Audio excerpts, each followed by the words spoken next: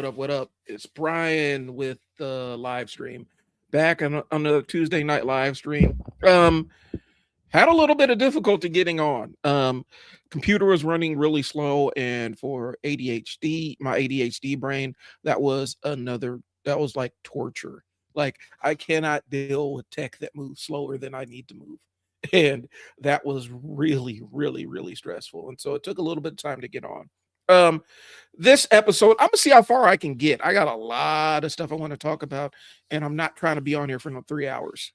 So um I'm gonna talk a little bit about RFK to top off the show, just because it's something that's on my mind, something that's on my spirit. I want to get it out there. I'm gonna talk about my little logical disconnect um, from comic books right now, and why I'm not really vibing with the heck of a whole lot. And there's some specific reasons amongst the books I'm reading right now. Hopefully things can reconvene. I'm really focusing on my Dark Tower journey, and so I'm gonna talk about just some opinions that I have from some hot takes I have, more or less, um from the Wastelands and the Drawing of the Three, because I finished both of those this past week, and I'm rereading the entire series. And so I'm on to the Wizard of Sand and Glass, I think that's what it is. Um and so that's what I'm on right now. And so I want to just kind of give some modern day takes. I love, like, I'm obsessed with the Dark Tower universe and stuff like that, but I'm not gonna sit up here and pretend like there weren't some weird problematic things. And Stephen King will probably admit some of it too. And my goal is not to critique you know Stephen King's work or anything along those lines. But as much as I love the Dark Tower series, there was some weird shit that went on, specifically in the Drawing of the Three and some of the Wasteland stuff too. And so we're going to talk about that. Um, we're going to talk. Hopefully, I could get to a little bit more meritocracy stuff. There's another angle I want to take on it.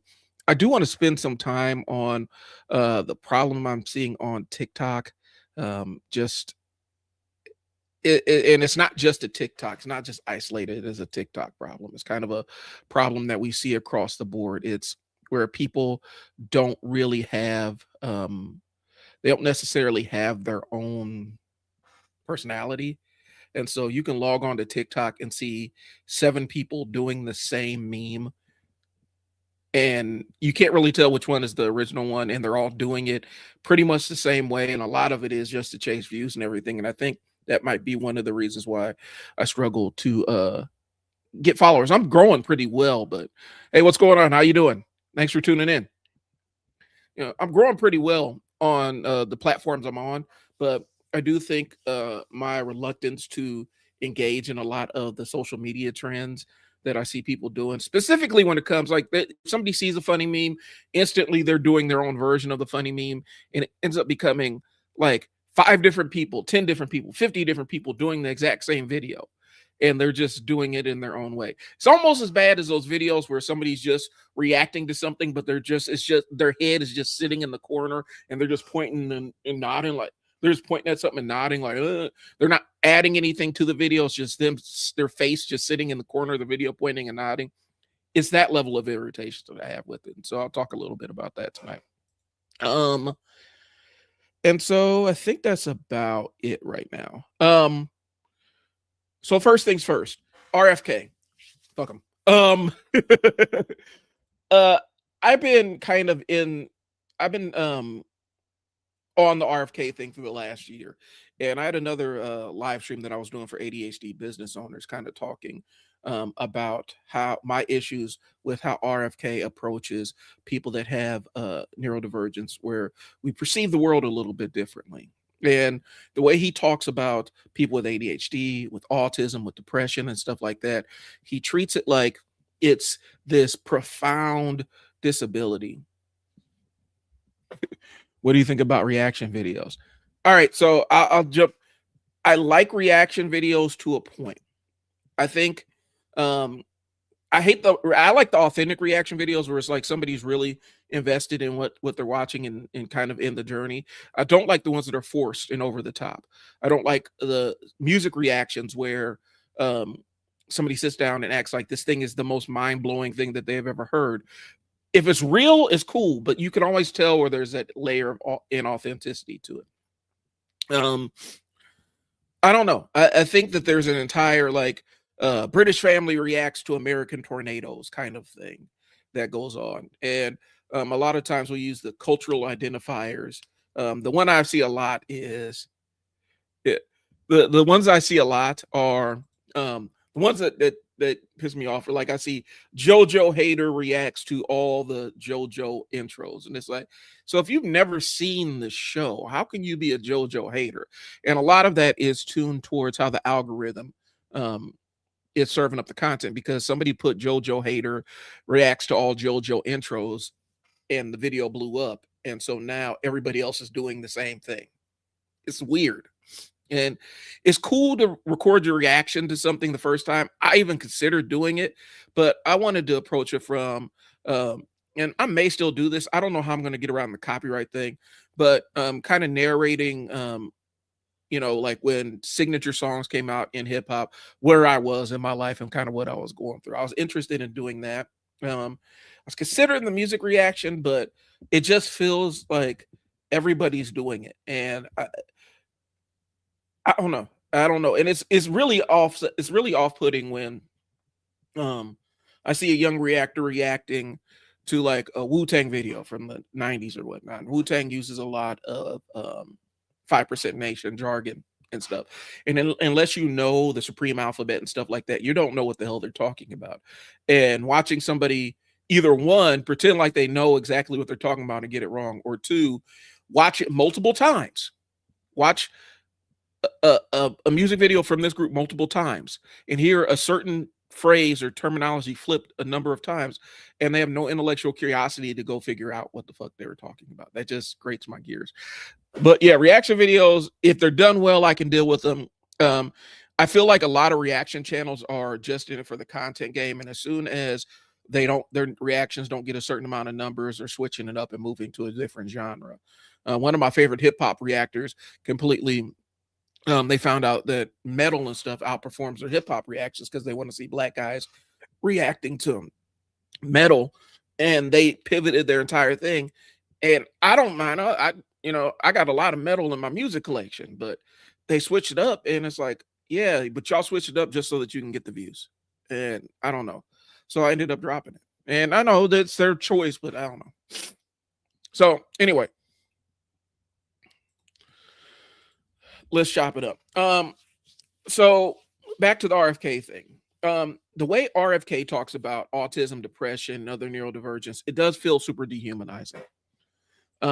He talks about people that are on the spectrum or people that have some kind of neurodivergence, like um, they're completely and totally incapable of making decisions and completely disabled by it. And a lot of people that are on the spectrum are fully functioning adults. They just experience the world a little bit differently. They're fully functioning kids. They just experience the world a little bit differently. And his obsession with this idea of normality, I think it even comes down to, in his mind, he has this idea of the pristine physique. And so that's why he injects himself with so many horse steroids, like an ungodly amount of steroids. I lift heavy things in my downtime.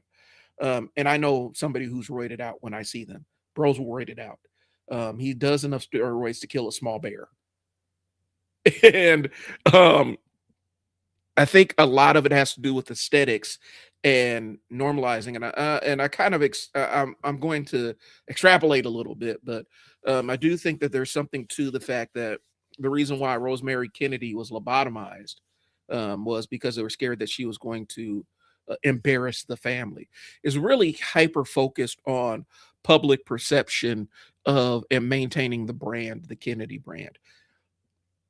We're not going to talk like he's worried about the perfectionism of that brand, so he'll inject himself with all these steroids and everything. And I think it leaks over into the way that he perceives neurodivergence, where they're tainted.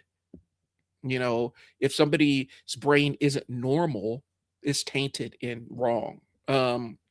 Just recently, they're pump faking about trying to reduce or restrict people's access to antidepressants. And they're coming out and saying that they're not going to, because that is an unpopular thing to do. They're absolutely going to do it. They're absolutely going to try to find ways to fuck over people's antidepressants. How's it going? Thanks for tuning in. Yeah, the administration is absolutely going to find a way to make it harder for people to get SSRIs and other antidepressants. And they're saying they're not, but that doesn't mean anything, because he is on this moral crusade to fit everything into his version of perfect. The entire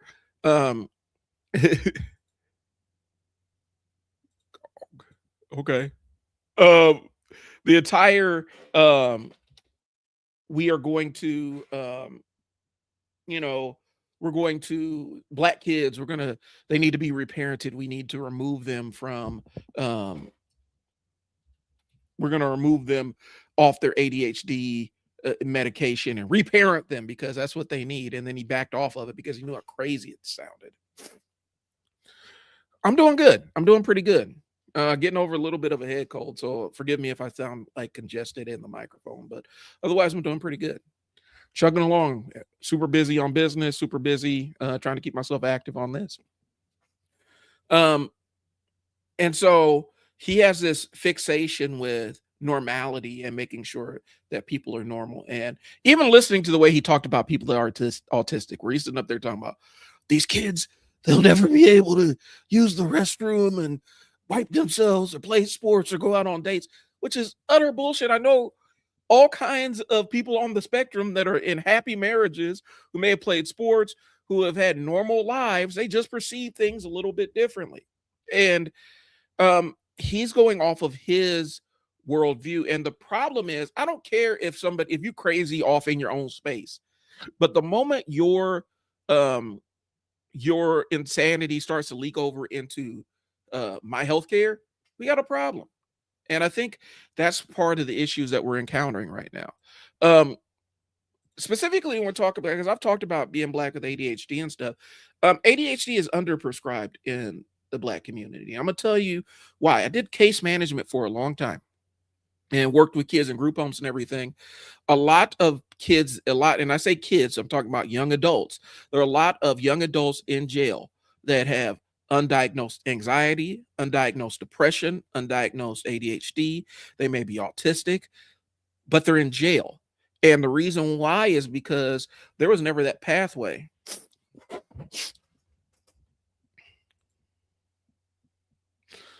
Cool. The reason why they're in jail is because nobody ever addressed their other neurological needs. They never created a safe environment for them to adapt a set of skills to live with how their brain works and stuff. And so I saw so many adults and young adults that were locked up and all they needed was medication management. That's why a lot of times when kids would get into juvenile detention, one of the first things they would do is psych eval and get them on some kind of medication management. And then there's a different kid inside, but as soon as they get back outside, the medication management goes away. The kid left up to their own devices. Some of them will advocate for themselves to continue on that pathway. A lot of them didn't. And so what I encountered was kids that have some kind of, if they're dealing with anxiety or depression or ADHD or something, while they're detained, they would have medication management. They would have regular check-ins with the therapist, regular check-ins with psychiatrists and stuff like that. And they would be stabilized. And then they would get out and those layers that stabilized them went away and they're back to their old behaviors. And then I had parents saying, well, that's why the medications don't work and stuff like that. And it's like, yeah, but you have to make sure that they're taking them on time and not making it optional until they gain the other skills so that they can self-focus, so they can manage themselves. Like medication isn't the answer 100%, but it gives you a runway to learn the other skills you need to be successful. And so that's what happened. And a lot of black kids are undiagnosed with these mental health things. It's just assumed that they're just a bad kid. Girls specifically, and I know people get pissed off at me when I say this, but black girls specifically, they're still lagging behind when it comes to diagnosing Black girls with ADHD and getting them help, because it's not just about the diagnosis; it's about the treatment and therapy and the other stuff that goes into addressing the behaviors and addressing the so that they can learn the skills to adapt. And so when I hear somebody like RFK up there talking about it, like, listen, bro, you're a heroin addict, a former heroin addict who eats roadkill. Um, whatever reason you kind of shared your drug addiction with your brother and it killed him. Really weird circumstances around your first wife's passing. You're not necessarily the most stable person in the family, but you're going to sit up there from on high. You've been rich your entire life.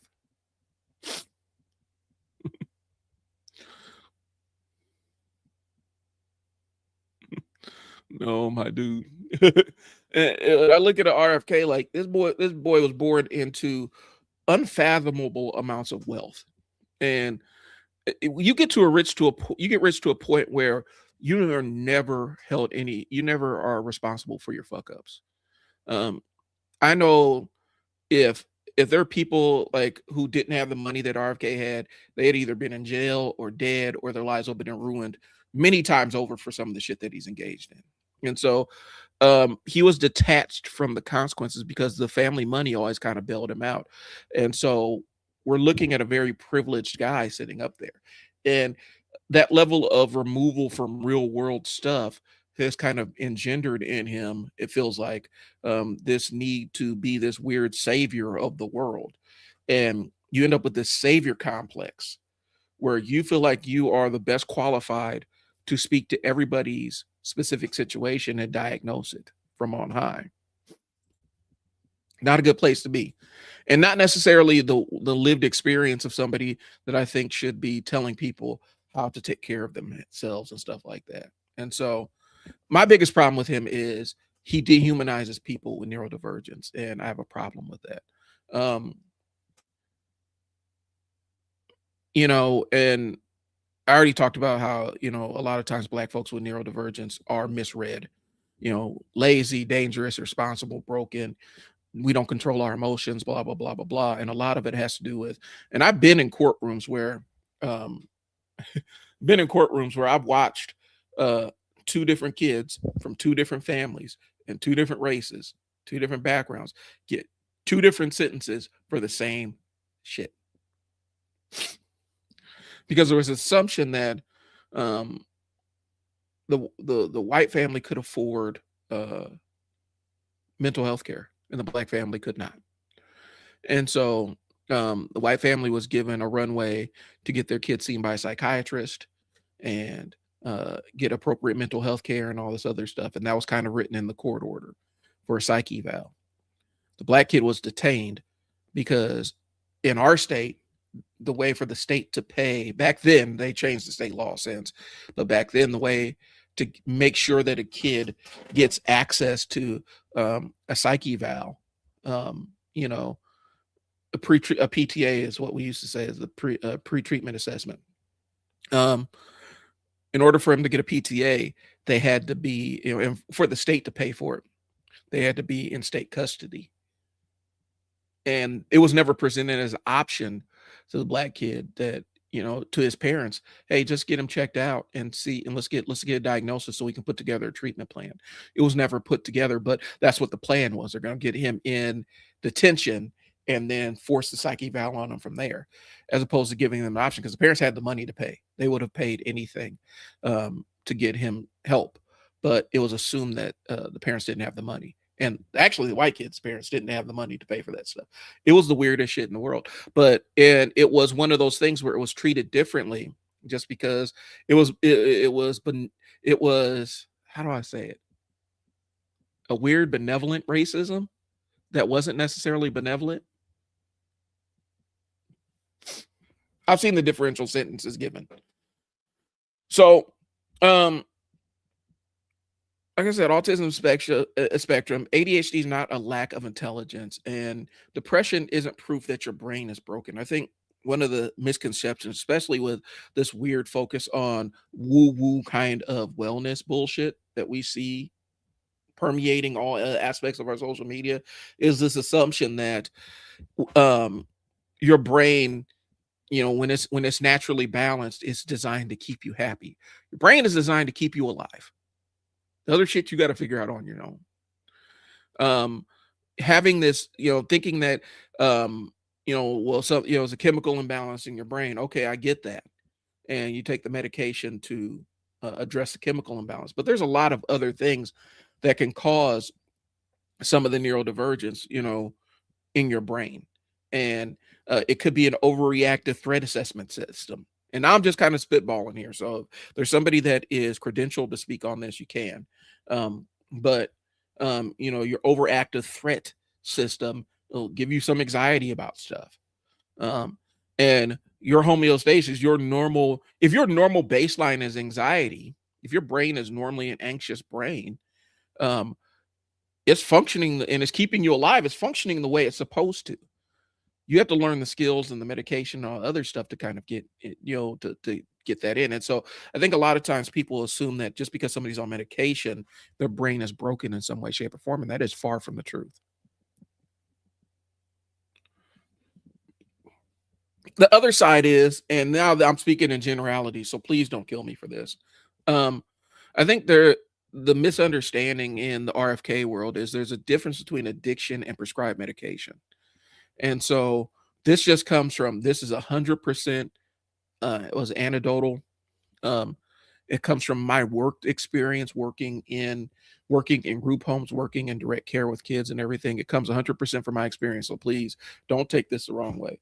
In my experience, specifically like with RFK, and he's not shy about mentioning that he is a former addict. Um, Addicts can tend to be very suspicious of medication and routines of medication.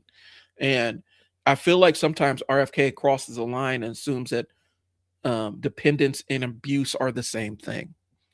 If I depend on my antidepressant meds to make sure I get up, shower, take care of my kids, go work with my clients, do all the stuff that I need to do in order to have a successful life, in order to interact with my wife and fix dinner and all the other stuff.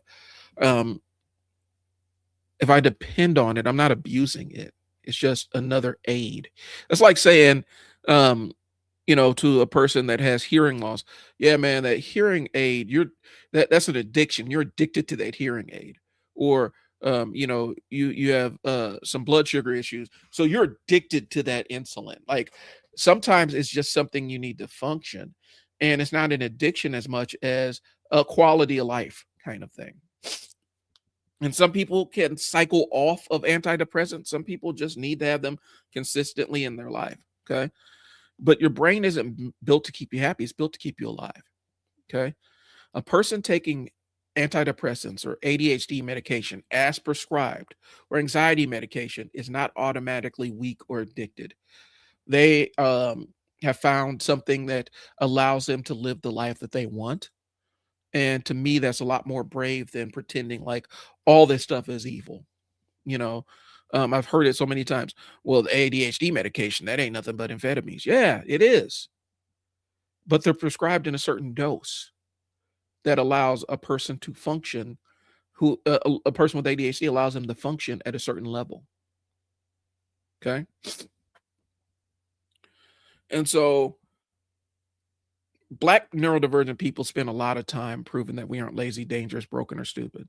And to this day, to this day, the lazy thing cuts like a knife, because I spend, if I'm up 16 hours, I'm working on stuff for my business or for somebody else's business, 14 of them on most weekdays. You know, I may give myself some downtime, but I'm typically working on something. And so, it's just, I shift gears really, really fast. And once I lose interest, it's very hard for me to regain interest in things. Cool. So, um, and I've been trying to prove so long, because it's like, even when I was running my group home or whatnot, when I was running my own shelter, um, I could do things and make it look easy, to the degree that people who were above me didn't see all the work I was putting in behind the scenes to make the thing look easy, and they assumed that I wasn't working hard. And then when I was ready to pivot and move on from the shelter, they realized exactly how much work I put in to make sure that that shelter stayed quiet and my kids were taken care of in that shelter. But there was this assumption that I wasn't doing anything, and more times than not, it came from latching on, having an ADHD fixation on this specific kid's issue and how we can design a treatment plan or a care plan. I don't want to say treatment, but a care plan that leaned into the medication management and built the right social skills and stuff. And I would spend hours on that kind of stuff so that we can manage one very specific high priority kid. And it was assumed that I was lazy because it didn't look like I was working hard, but I did a lot of work, off the books, behind the scenes, late at night. When everybody else was off at 10, I was there at 1 working on stuff so that the next crew coming in the next morning could have an easy shift. And some of my staff would even tell you how much work I put in on the back end, but it wasn't seen. So it was assumed that I was lazy. I get that all the time. I used to get that all the time. He can do the work. He's just lazy. You're being lazy. You're not showing all your work in your math problems. Well, I can just answer it in my head. If I show my work, the numbers start flipping backwards and it confuses me. Well, stop being lazy. That one cuts like that one actually. That's one that actually cuts like a knife. Okay. So I'm saying all that to say this: RFK got to leave us the fuck alone. I need RFK to leave us alone. It's just that simple. He's surrounded by experts and he wants to inflict his own biased worldview on what wellness is supposed to be. And I'm here to tell you, eating roadkill is not wellness for anybody for any stretch of the imagination. I'm sorry. There's nothing healthy about eating roadkill or swimming in raw sewage or being damn near 80 years old and jacked up on enough steroids to kill a bear. And so I think the only difference is RFK has the privilege and the power to write how everybody else's treatment goes, but nobody really has the privilege or power to put him in his place. So that's all I got. Yeah, I'll probably be pivoting back to this, but RFK is a disaster, bro. And the pump faking, like, oh yeah, we're not going to take away your access to your antidepressant meds. We're just talking about how we can not prescribe them as much. They're totally going to try to restrict antidepressants. They're going to find a way because that is his fixation right now. He's fixated on it. Just like his fixation with, was it beef tallow? I use beef tallow all the time when I barbecue. But his fixation with beef tallow, like it's this wonder thing, just because he likes it and he thinks it works for him. And so the rest of us need to be eating exactly what he eats. We all need to be pulling dead animals off the road and throwing them in our fridge and cooking them like they're regular food, like he does. And I think a lot of it does have to do with we're just sating his fixations right now. It's crazy work. Crazy work. Okay. I think I hit all my points. So let's talk about it. How fucked are we? All right. So last week I talked about the entire meritocracy thing and how I thought it was complete and utter bullshit just because, and long story short, for a lot of people, being white is the most important merit. We pretend like it's not a thing, but it is. And for a lot of people in a lot of sectors, being a white male is a merit. And that's one that I can't overcome. I can't, if you hold that as a merit for this specific job or specific job title or whatnot, if being white is a merit, there's nothing I can do to surmount that, no matter how good I perform. And I've been in the position where I was the best candidate for the job and told as much, but it just wasn't my time. Just so they could bring in white dude who was about to get them a lawsuit for sexual harassment. They wanted to move him over to where move him out of the position he was in to put him back in the position that he already lost for acting a fool. And that kind of sealed, like for me, that pathway, that dream that I had of getting that position, because that was something I came in with 10 years prior, it evaporated at that point because I'm like, well, if you aren't going to hire the best person that's qualified for the job, then I don't want to be in this position at all. And that kind of closed that door, and I found another door. But I think we need to kind of look at some American history here and look about how long it's been this way. For most of American history,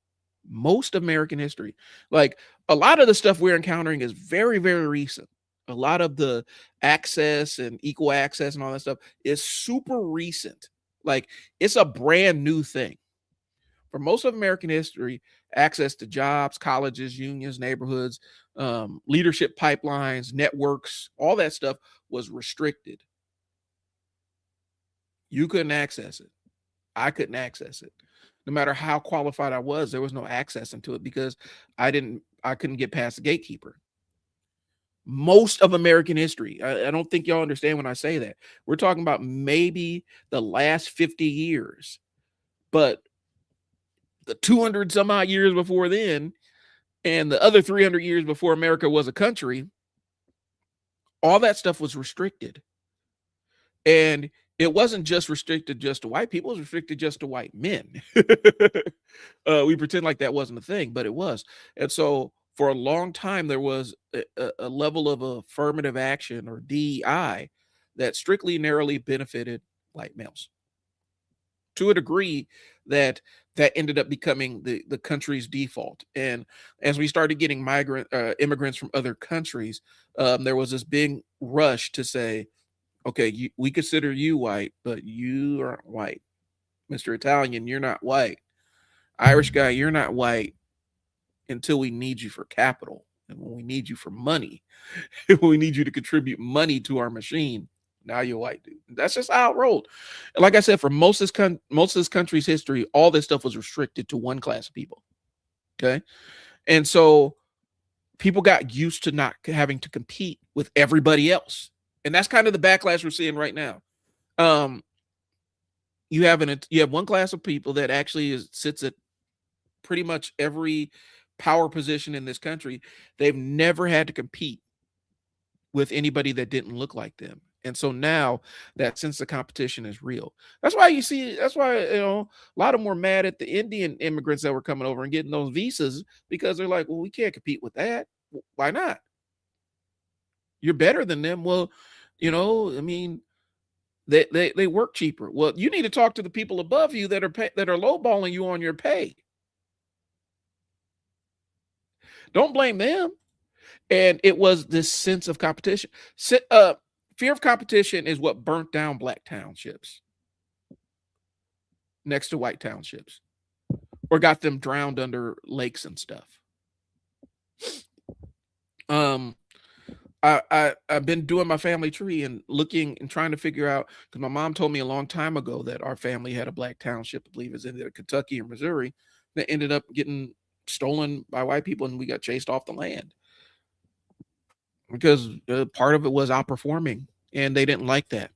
There was a very real thing during the Depression. If you talk to black people that lived through it, black people were largely unbanked through the Depression, and because we were relatively unbanked, we felt the sting of it, but we weren't hurt because our money wasn't allowed in banks anyway. They wouldn't let us access banks. And so we had money, we had cash and stuff. We had cash access that they did not, because we weren't allowed to store our money in banks. And so they pretend like this restricted access is a neutral thing. Okay. And the idea is, if you only let the best white man compete and pick the best white man, that's not really merit. You're competing against a small, a self-chosen pool. Okay, it's invisible because it's treated as a neutral thing, as normal. Okay, and so I've seen it, and I've talked to cats that do. I've talked to folks that this has happened to. I've known people, like dudes they got on because it was their brother or a friend of theirs said, "Hey, we got an opening here. Why don't you come in? And don't worry about, well, I'm not qualified. Don't worry about that. We'll figure it out when you get there." Okay.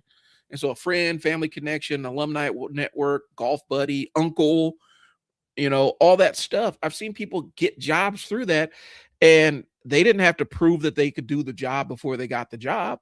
They just assumed that they couldn't do the job, and they were trained on site. They were trained on. I don't know a lot of black folks that's happened to. Okay. And so when somebody outside that normal default gets a chance, people ask if the standards are lowered, and they weren't. We just expanded our net. We cast a bigger net. A lot of the stuff about Charlie Kirk and the pilot and airplane stuff is ridiculous, because the natural barrier to becoming a commercial airline pilot isn't skill or anything. It's because it is cost prohibitive. You have to be almost independently wealthy to get a commercial pilot's license. Where's all the wealth in this country? Who has most of it? So that's your pool of applicants. Expanding the reach means that we're going to try to engage more people who normally don't have the money or the funds to take all these certifications and tests and training and stuff. We're going to find a way to bridge that pathway so that they can have equal access to the position when they come open as well. That's what the entire black pilot thing was about. It's cost prohibitive to be a pilot. I know. That's what I wanted to do when I was younger. I did an entire aeronautics program in 8th grade. I went to Hutchinson, Kansas, and did their version of Space Camp, was a mission commander. I've flown a plane when I was 14 years old. To be a commercial airlines pilot is super, super expensive. It's cost prohibitive. And so if you don't come from a lot of money, unless you get some kind of scholarship or something, it's very difficult to ascend that ladder. And so, yeah, it's a filtering device. And so it's not necessarily a racist thing. I mean, it's structural, but it's not directly racist to this individual person, but it is in terms of how how wealth is divided around in this country. And so when you have a job that's only available to like kids that have money, like an airline pilot, where you have to pay hundreds of thousands of dollars just to take the exams, yeah, it's going to be cost prohibitive, and it's going to be a very narrow group of people that qualify for that. Okay. Legacy admissions are affirmative action for the already advantaged. There's plenty of dumbass kids that got into college because their grandparents were somebody and their name is written on a building somewhere. Donor access, prep school pipelines, alumni networks, family history, they're all preference systems. Some colleges even have it set up that if you're the child of an alumni, you get special consideration. They're not talked about like DEI because they benefit people who are already seen as belonging. And when we talk about DEI, veterans initiatives to hire veterans are DEI initiatives. Putting Braille on an elevator is a DEI initiative. Such and such has a back injury. Let's buy them an ergonomic chair so they can do their work. That's a DEI initiative. Diversity, which is this, and background and things along those lines. Equity, making sure we're all treated equally. And inclusion, we're including the people that would normally be exempted from this kind of work through factors that they cannot control. I know I'm losing some of y'all, so that's all right. I'm doing this for me. That's cool. Okay. Plenty of people get jobs before they're fully qualified. They learn on the job, bro. I've seen it happen where I've had hires like, yeah, well, he's such and such his kid. Let's give him a shot. Let's see what he can do. Was he qualified? I don't know. Just give him a shot. I think he can figure it out. Okay. They get access first, then training, and then mentorship, and then practice and time. For people that aren't inside the box or inside the circle, you have to prove that you're 100% qualified for the job before you even walk in. In the chat, how many of y'all have been more qualified than your manager? Doesn't matter if you're black, white, man, woman, whoever. How many of you have been more qualified than the person that is supervising you? Put it in the chat. Like I said, a lot of black people have to prove they can do the job before they're hired to do the job. Okay. If you limit the pool to only one demographic of people, that's what you're going to get. Even if you pick the best candidate out of this limited pool, they're not competing against anybody. You didn't discover merit. You just gave them access. Okay. Legacy admissions are DEI for rich people. Okay. And some people get hired for their potential. The soft skills that they may have. Okay. Others have to arrive 100% ready to rock and roll out the gate.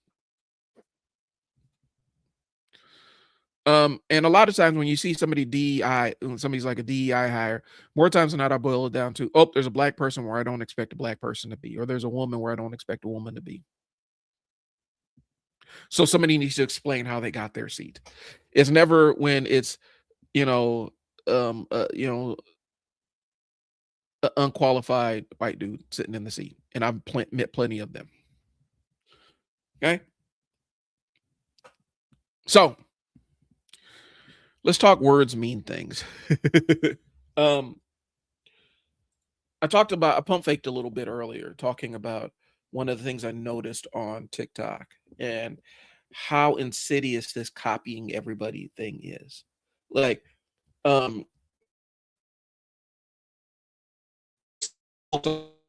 picture of their legs and their feet at a beach. Like, she probably is owed a couple of $1 billion right now. Like, she's probably owed a lot of money, a lot of royalties, if you will.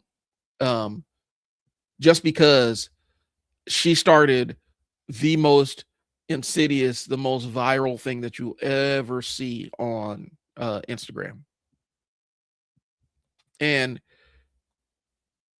I think it's to the point where, like, you get punished for not following everybody's trend. I open the TikTok. I'm picking on TikTok because that's the one that's top of mind.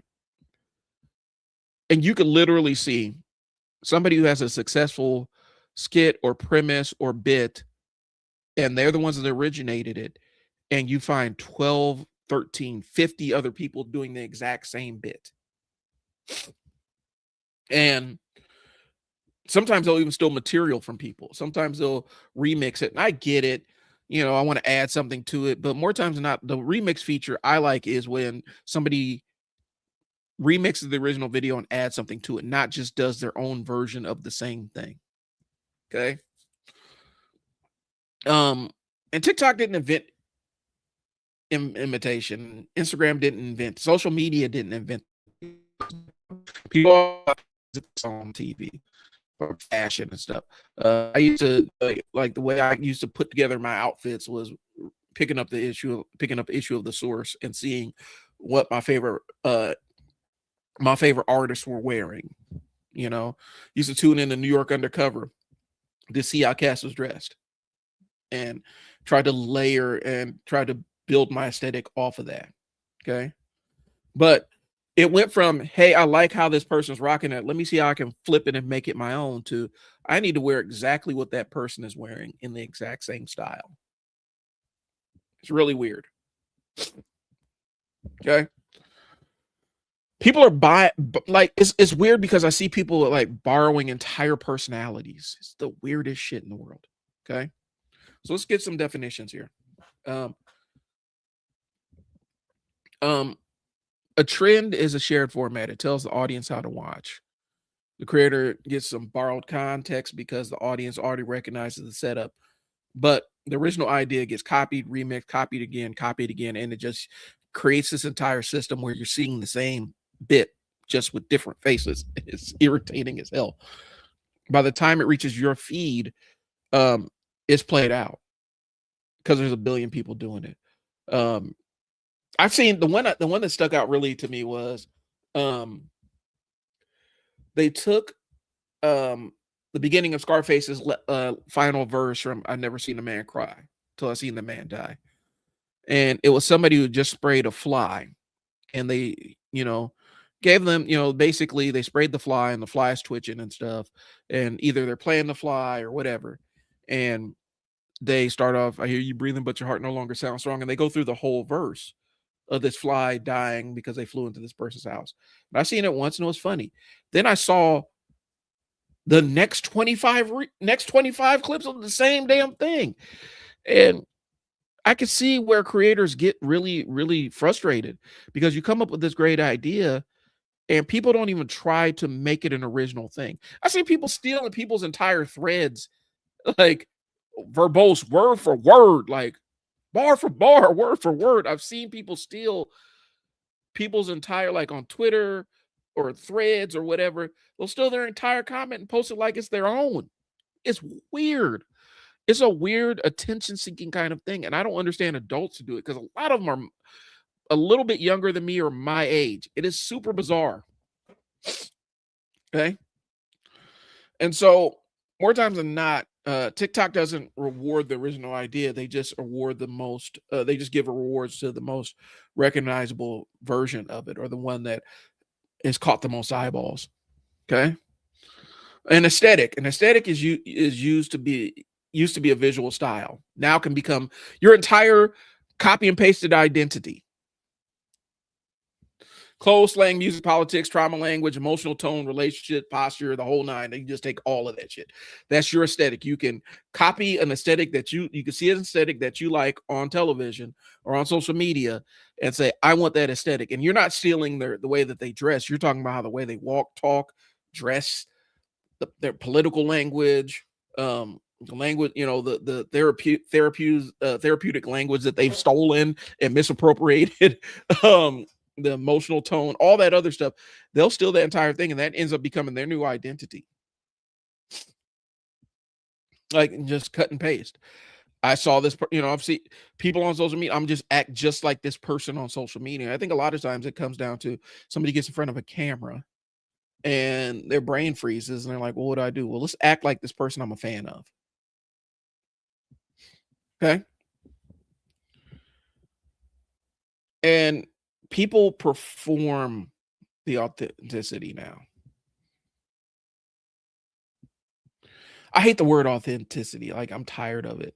A lot of foodies use it. Like, is this authentic Mexican? Is the owner of the restaurant Mexican? Yeah. Are the people that are fixing the food Mexican? Yeah. Well, I mean, they're giving you an Americanized version of what their traditional meals are, and that's what it is. So, as authentic as it can be. Now, Mr. Celebrity Chef, white dude from Montana that went down to Mexico and stole all those recipes and everything and put them in his bistro restaurant that is somehow the most successful bistro restaurant in the world. Yeah, his stuff isn't authentic, but you say it's authentic because he stole it from the actual people. People perform authenticity, you know. I've seen people fake vulnerability. It's a weird thing, bro. And everybody starts acting natural in the same way. All right, got comments. Let's go. Or the great Americanized ethnic food over authentic ethnic food. Right. Like, I've seen it. What was it? It was years and years ago. It was on the Food Network, and then it kind of spiraled into its own controversy where these ladies were talking about they're a burrito restaurant, and they ran a burrito restaurant, and they talked about openly how a lot of times they would go down to Mexico and people wouldn't necessarily want to share the recipe, so they would peek in people's windows, and they're laughing about it, and people like, that's kind of gross. They didn't want you to just take their recipes. Well, they wouldn't share them, so we had to get them somehow. And then they're talking about it's authentic. What? There was a white lady who did authentic soul food, and all she did with her fried chicken was she just go across the street and order it from Popeyes, just get a bunch of it, and sell it every single day and says authentic soul food. It was crazy. And sometimes you just want sesame chicken. And here's the thing: there's an entire historical context behind, um, Chinese restaurants and stuff like that, and the Americanized version of it. No, it was a survival instinct. And so when somebody holds their nose and say that's not real Chinese, I mean, it's an offshoot. You can ask for the other menu if you want. A lot of Chinese restaurants, they will have, specific things that people know. If you know the dishes that the specialized dishes you're gonna go order, you can go order them. But I just cringe when whenever somebody starts talking about somebody's authentic food isn't authentic enough for them. It's gross.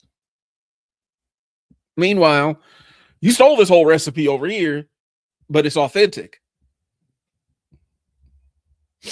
Right. Sometimes you just want sesame chicken. That's it. I think what happens is this American obsession with authenticity comes when you don't really feel like you have a connection to your own cultural zeitgeist, your own cultural whatever. And so you want to borrow authenticity from other sources, and then you critique that authenticity.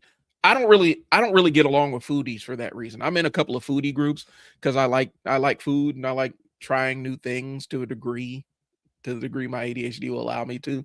Um, but I hate a lot of the foodie groups, bro. Like they really get on my nerves because of the food snobbery and stuff, and them talking about who's authentic and who's not, and this ain't real. And it's you know, this is authentic restaurant because such and such traveled down to Bogota and they stayed there and backpacked through Bogota for 2 months, learned how to cook everything, and brought all the dishes back here.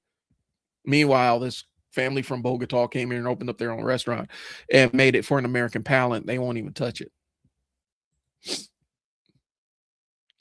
Recipes are still made by American immigrants. Yeah. And yeah, it's based on what they can access for food, spices, what's popular at the time, but also it's tailored towards an American palate. And I think they punish, because for a lot of, specifically when Chinese restaurants first started populating, because for a long time that the exclusion acts, depending on what the local um, governments had running, you couldn't do any, like Chinese people couldn't work anywhere else. They weren't allowed to work anywhere else, and so they had to create their own environment to make money to survive. And so they made these Chinese restaurants, and then they had to tailor it towards a palate for white Americans.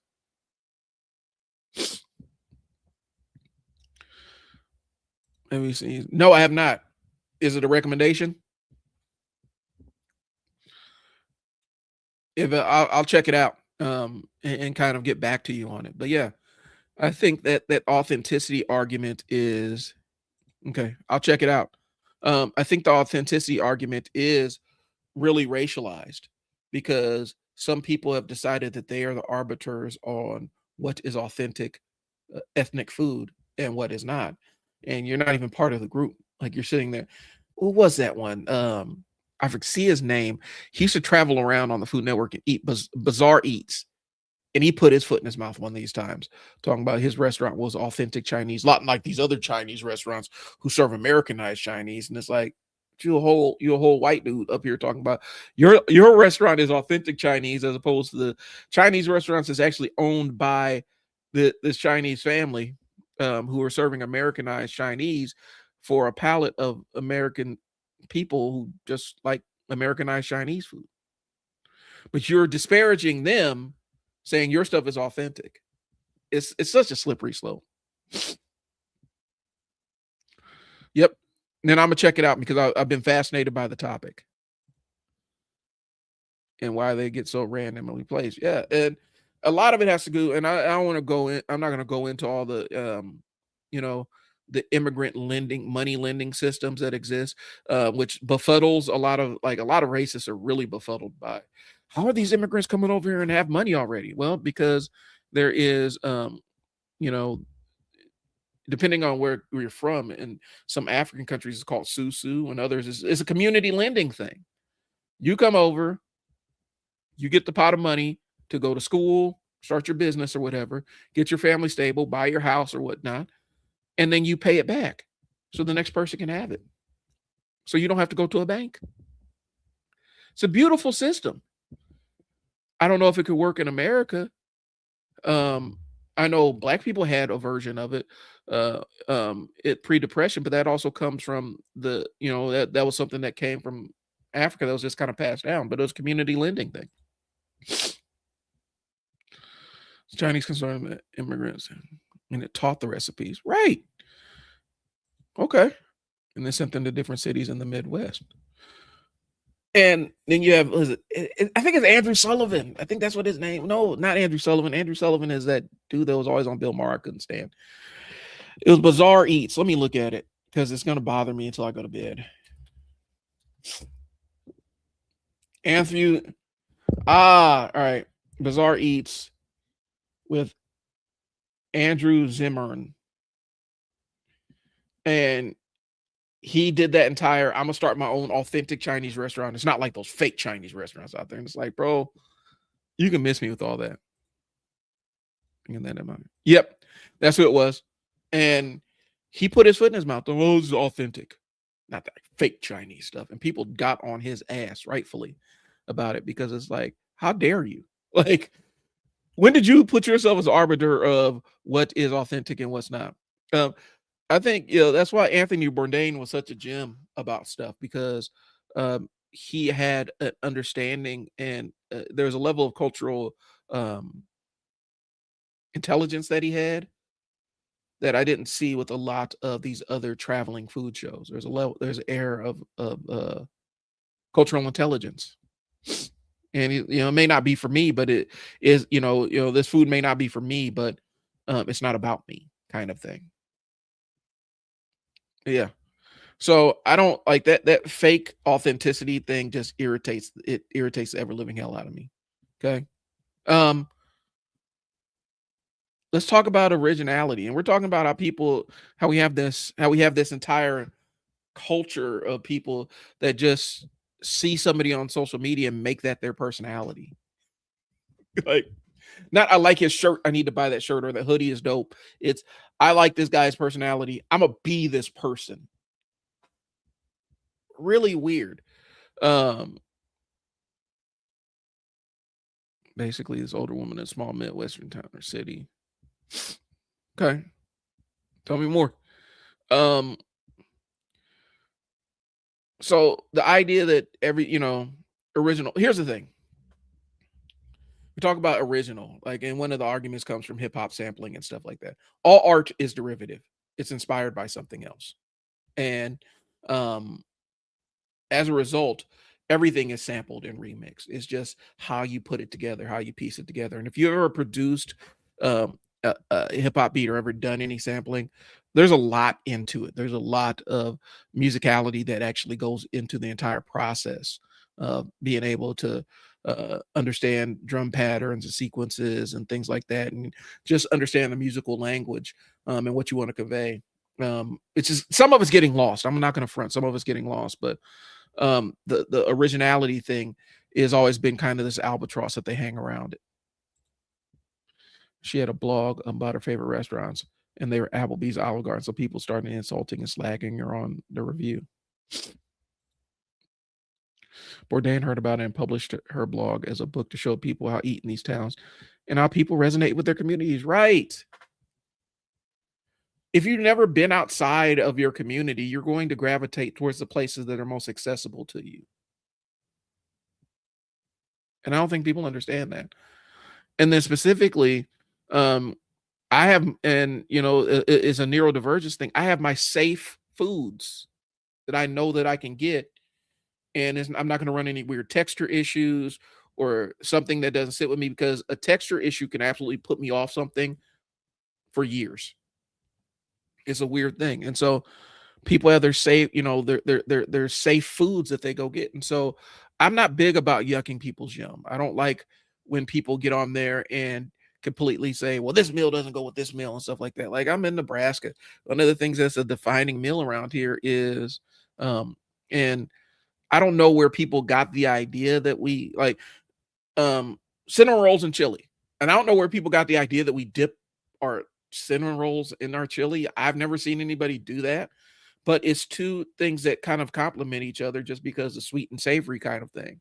And it's just a combination that I grew up with, and it wasn't weird for me to see people eating it. But then you get online and people act like you have spoken God's true name and blasphemed against everything that they hold dear. And it's such a weird thing, and it's hyper reactive, and it's yeah, the nearest town is 3 hours away, right? And it's a really hyperactive kind of thing. The best burger I've had was it was the best burger I've ever had was in Kansas City in the back of a barber shop where they had a kitchen installed. And it was it was cheaper than all the other fast food restaurants there. It was one of the best burgers I've ever had. Only reason I knew about it because my father-in-law took me there because he knew about it. But people get really snobby about that kind of stuff. I'd rather go there than, you know, where the burger guy comes out dressed like a lumberjack, and the sides are not called side items, they're called accompaniments and stuff like that, and everything's served a la carte, and everything's on a brioche bun and everything, and you got the same lifeless burger patty sitting in front of you. I was thirsty before I realized those two things weren't just automatic. I was 30 before I realized. Yeah, people and they're like, "Oh my god, that's so disgusting and weird." No, it's just sweet and savory. Like peanut butter and jelly don't go together. What was the restaurant? I can't remember where I got the burger from. And my father-in-law passed, so I can't ask him. But yeah, he took me there one of my earlier trips when I went down to KC with my fiance at the time, my wife. And he's like, "Yeah, I'm gonna show you, Ryan. I'm gonna take you to this place." And he took it, and it was a good burger. It was an amazing burger. I don't know where it was.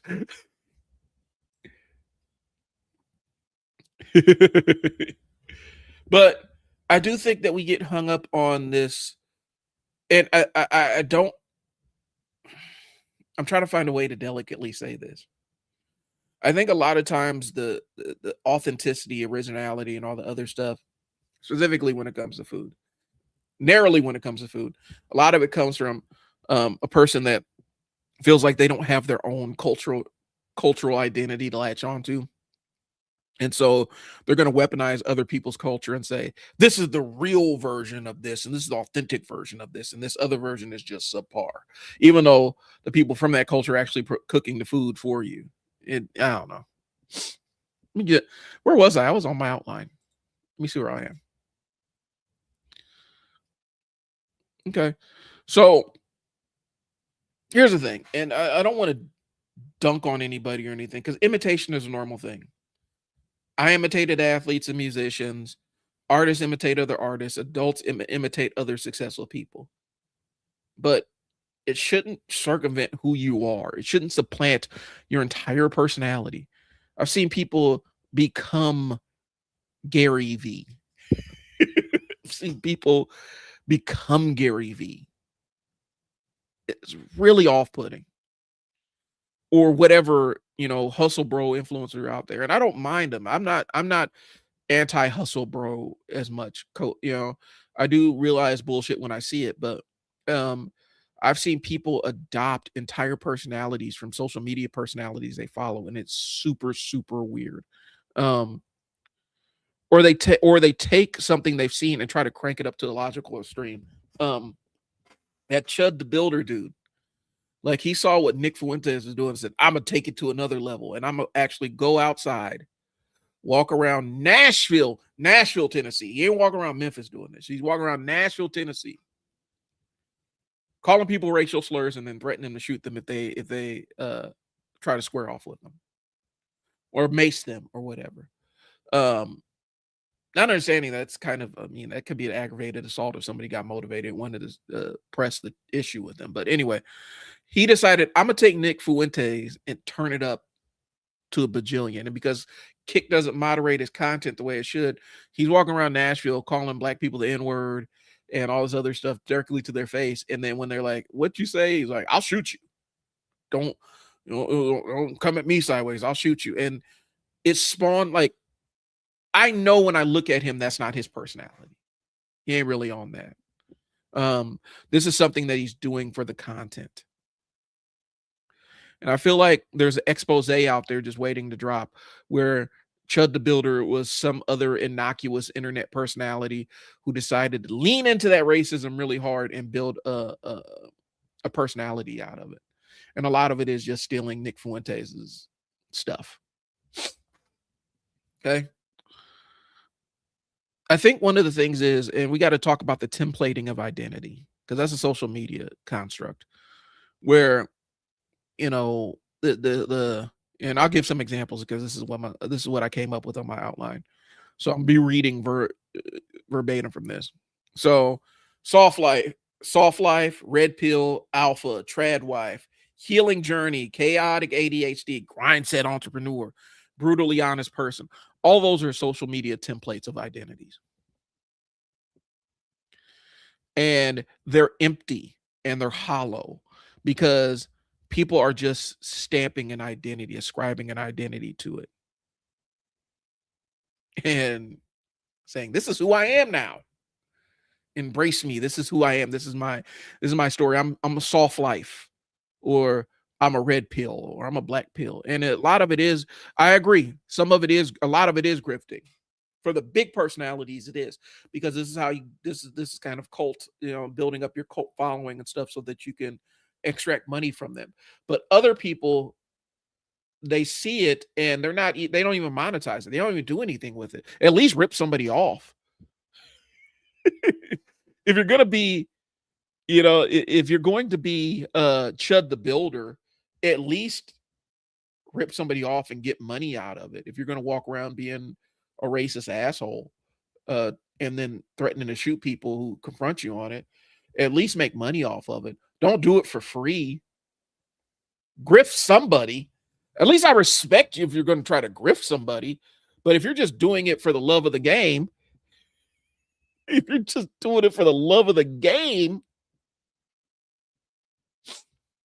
I don't know. You're just doing it like, I'm gonna go out there and record myself being super racist to people, and I get nothing out of it. Not a lick of anything. I don't understand that. I don't understand.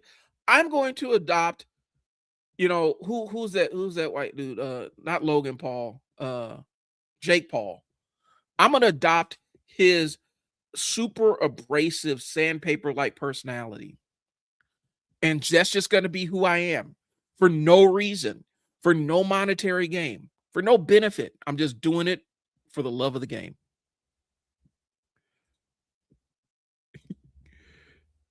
Yeah, it's just, I'm doing it because I want to be an awful person in general. It's weird. Make money off of it. Sell some shitty energy drink or, some crypto scam to somebody or something. But just don't go out there and do it. Kids, just don't go out there and do this. Have a reason. We used to have a reason for our con artists, bro. Like that dude used to come on TV talking about, I'm going to tell you how to make thousands of dollars just writing classified ads. And he never really explained how he did it, but he got millions of dollars off of that. And the offer didn't make the slightest bit of sense, but he's just going to tell you how you can make millions of dollars writing classified ads. At least he had a grift. He wasn't just doing it just to do it.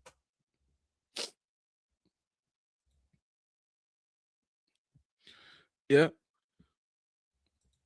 Why are you going to risk your life for followers? I don't know.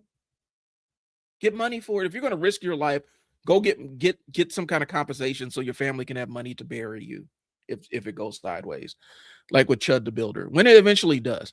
When he ends up because it's a saying that you just haven't found the right person yet. Chud hasn't found the right person yet. Because specifically where I'm from, it's concealed. I think it was open carry, concealed carry, or whatnot. If you're threatening to shoot somebody, that's enough for them to say, "Oh, he's a threat," and then you off of here. And so he's walking around threatening to shoot somebody who has some knowledge of it, like, "Oh, I took that as a threat," and then we have one less Chud walking around, one less Chud the Builder. Sell a book on how to make a fortune. The book says, the book promised teach folks how to make a fortune.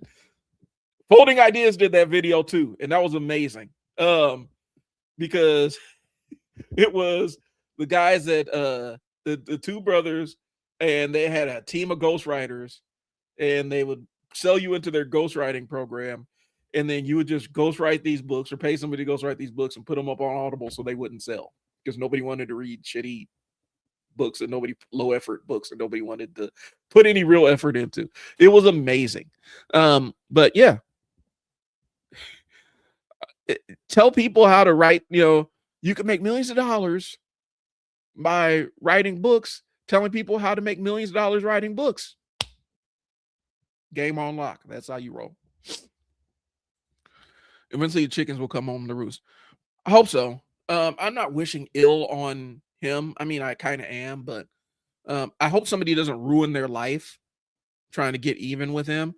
I'm just hoping for like a corrective ass beating, like a corrective, um, you know, just a correct, just just to kind of redirect him, gentle hands and feet being placed on him, um, and showing him the right pathway to progress on. Because yeah, I would love, I think that would be beneficial for him, a nice corrective ass whooping. Um, I think he got banned on Kick, and I don't know what you got to do to get banned on Kick, but it's got to be some heavy duty stuff. I think Kick finally said, "All right, you're inciting violence, and you're going to end up getting yourself killed on our stream, and that's bad for business." I think that's what happened because they banned him on Kick. They banned him on everything. And there's always going to be some lowest common denominator platform that will allow him to broadcast his stuff. But and then when he gets, because he was talking about he's going to he's going to run for office after this, and the way this country is, he's probably going to win somewhere.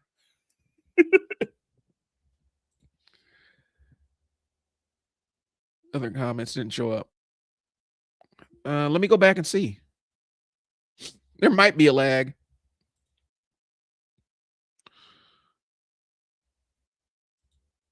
Yeah, let me go back and see. Last week it was I was trying to do use the Meld Studio, and none of my comments were showing up. And so I switched back over to StreamYard, and we'll see how that works. Yeah, but I think Chud is probably going to end up getting yeah, he's going to get what's coming to him, not before he gets some kind of success out of it. Like, or what'll happen is he'll run for an office and he'll get it, and then somebody says, "Isn't that Chud the Builder?" And then they'll have the big, everybody drags him. Isn't this you? And all this other stuff, and then nothing happens to him because the biggest trick the social media ever played on people was telling people that you can hold a stranger accountable for their actions. You cannot. Insulting people is not holding them accountable, and I think that's one of the biggest tricks social media. Like, we're gonna make fun of you on social media. He doesn't care. Some people feed off negative attention. I used to have kids in my shelter that they would try to assault a staff member just so, because in other shelters they had, if they were aggressive towards a staff member, there would be a takedown, and they wanted that physical contact, and so they would intentionally assault people to get the physical contact.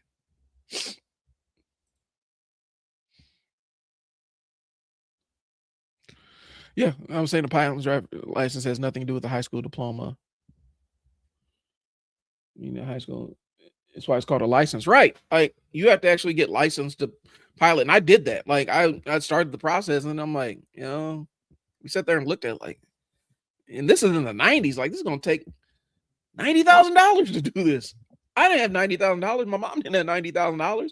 Like, well, and I'm far side anyway, so a commercial pilot license is off the table for me. But it was prohibitively expensive. And even a private pilot's license was expensive. I wasn't going to pursue it. And it's weird because I'm scared of heights, but flying a plane didn't bother me when I was a kid. And so let me see where I'm at here, make sure. I think a lot of people, specifically kids, but I've seen adults where they just log on, follow somebody they like, and then I'm going to just take their whole vibe and aesthetic and personality, and that's going to be me for the next year. Then they decide I'm gonna discard that, and so I'm gonna embrace a new personality. Now this is the new me. And I think the unfortunate part is you never really get to develop your own sense of self. You know, I used to tell people, between, like 6th and 10th grade, I was pretty actively depressed and I was massive, like to the point where I was touch and go for, about 4 years in there. And then one day in 10th grade, I said, you know what? Fuck them. I'm gonna do things my own way. And I started dressing my own way and doing my own thing. And that's when I found my circle of people. And had I not had that growth journey where I was like, I'm gonna just, I can't find anybody that I align with because I'm trying to fit in. So I'm gonna just stop trying to fit in and be my own self. That's what saved my life. And I think unfortunately what happens is a lot of kids that get on these social media platforms, and not just kids, because they're adults they're doing, which is really weird. Um, they get on social media platforms and template out their personalities, and they never get a chance to create their own. It's really weird.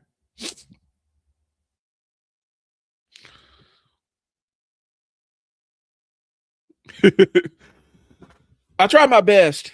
I hold your opinions higher than most self-proclaimed communists or leftists. Sorry for the glaze. That's all right. I don't mind. Like, there are people that I like. Like, I do follow like Lil Bill. I do follow FD Signifier, Illuminati, a couple of other people in the space. But I also have, you know, James Baldwin, George Jackson, you know, Soledad Brother, which is an amazing, amazing book about prison reform. If you ever get a chance to listen to it, it's the notes of George Jackson. And so I have a lot of templates and whatnot. And to be honest with you, I'm kind of, I'm opposite of who I grew up with. Welcome back. Blood in my eye. Yep. Um, if you ever get a chance, if you want to really get an understanding of the prison industrial complex, go read some of the letters of George Jackson. Um, because um, he was he was transcendent, and this kid was ahead of his time, and it's really sad. He died at 30 years old, and he had some amazing, amazing insights. Perceptive young man. And so, um, yeah, I get it. And here's the thing. So I'm talking about like borrowing people's templates or ideas, right? I'm complete opposite of when my mom was alive. I'm complete opposite of my mom. Okay. I was always very cautious of how I said things and put things. My mom was known, she was tiny. She was a breast cancer survivor. She went out and challenged Susan G. Coleman and said, you guys don't do any work engaging Black people in the Black community. And I have an organization that I started as a breast cancer survivor to narrowly help Black women. And you guys are going to give me money so that we can continue to engage Black women in the city because they're forgotten about. And that's her personality. She'd say what she meant and go in there and say it directly and not even think about how you felt about it. And I adopted uh like my personality is a little bit different because I'm way more measured than my mom was. It also comes from um being kind of involved with the Panthers locally. So yeah, James Baldwin's a good intro for getting into that world too. Watching the debate that he had with Buckley, I think it was Buckley, is really eye-opening and engaging because what you're having is leftist politics that were tailored, kind of civil rights era leftist and leftism, um, and right-wing politics. And watching that debate and watching those two go at it, and it was actual debate. It was really fascinating, and it's a good place to start. Warfare to me for a neocon. I know the prison world from a very different, way different perspective. I was never really pro war. I just grew up in those spaces. A lot of times, the way that you grew up dictates, and so what happens is, um, and so I found a lot of hardline because and people ask me why I differentiate so much. I talk about the online left. I talk about Black leftists. I talk about white leftists because these are different entities that exist in the space, and it needs to be called out. And one of the things I found with a lot of white online leftists is a lot of them it's active rebellion. They may not have even been like, they might not have ever grown into a neocon, but it's an act of like teenage rebellion that they're expanding out into their adult lives. And so it's super ideological. It's not really dressed in any kind of practicality, and it doesn't really care for the have much compassion for marginalized people already. Like this entire no class fair, no war, but class war and stuff, erasing the complicity that a lot of white working class people had in oppressing everybody else in the country. Like we can't ignore that, and forcing people into solidarity with them without at least addressing that elephant in the room that's sitting over there shitting loudly um isn't necessarily beneficial to anybody. He's tremendous. I don't recommend him early on a reading list because folks can listen. If folks some come out feeling justified for adventurism, to roll in his grave. Yeah, okay. I'll take that bit of feedback. But yeah, I enjoy and understand. So I grew up in a house where we had a lot of like Black Panther propaganda because my mom used to collect she didn't collect it, she held it in the house. Like I'm trying to get you guys to understand what this was. My grandma was a curator for the Black History Museum, and so I kind of, when I tell people I grew up at the knee of Black educators and Black historians and anthropologists, I really did. And so my mom had a lot of Black Panther, Black nationalist, Black leftism kind of stuff, and so I grew up reading a lot of that, and so it colored my experience. So I may have had by the time I was like 14 or 15, I had a more in-depth, at least familiarity, maybe not because I didn't have the world experience. I didn't have the world experience, but I had a familiarity with a lot of the content.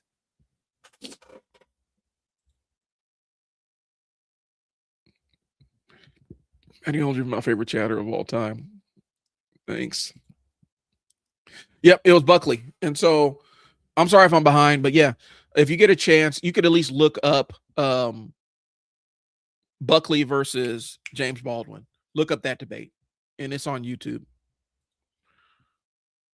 Buckley was an idiot. He is a narrow-minded, myopic idiot. But that was a lot of right wing.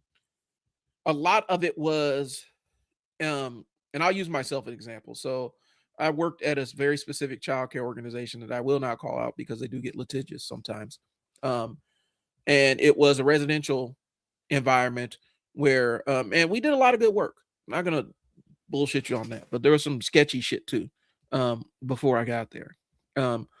But it's kind of set up in these home environments or whatnot. It was basically replicating a white suburban neighborhood, because that's really what it was. And you'd bring kids that were troubled into this white suburban neighborhood and then focus on skill development and stuff like that.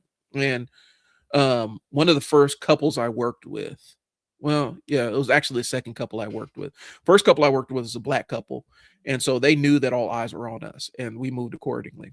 The next couple I worked with, they were super right wing, super religious. She was a little bit more to the left of him, but having a conversation with him about stuff, like even talking about some of the stuff I grew up with, coming up in the crack era, having friends that didn't survive high school, having friends that sold drugs and stuff, coming up in that era, just being adjacent to it. Even though I was a scholarship kid, I still had all that stuff, had friends that weren't, and stuff like that.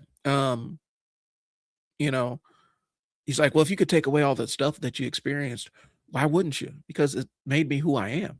It's like, but about the time you almost died, yeah, it made me who I am. I almost got shot and killed when I was in first time, actually, the first time. The first time was my senior year. I was 16, 17 years old. And mistaken identity, high-speed chase, gunfire, a dead sprint from a mile, running from people shooting at us. I almost die getting shot. Then I get back up to my friend's house, and I almost die from having an asthma attack. And the only thing that saved me was my friend, his mom ran in the house and got a rescue inhaler, and sitting there yelling at the cops because they're accusing me of stealing my own car and all that other stuff. And he's like, well, if you could get rid of all that, would you? No, It was a valuable experience. Did 3 wars in last year.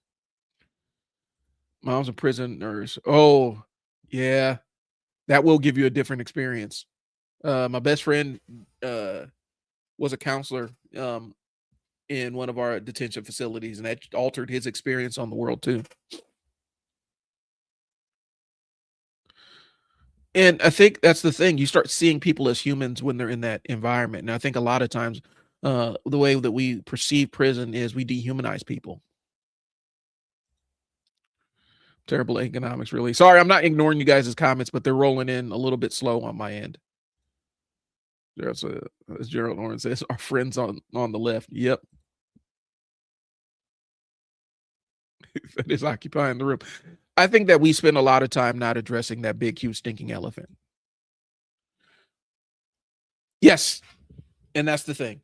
And when you talk to a lot of leftist bros that came up where this is a rebellion against their parents or whatnot, they fervently believe this stuff because they don't have any worldview context to kind of shape their beliefs a little bit.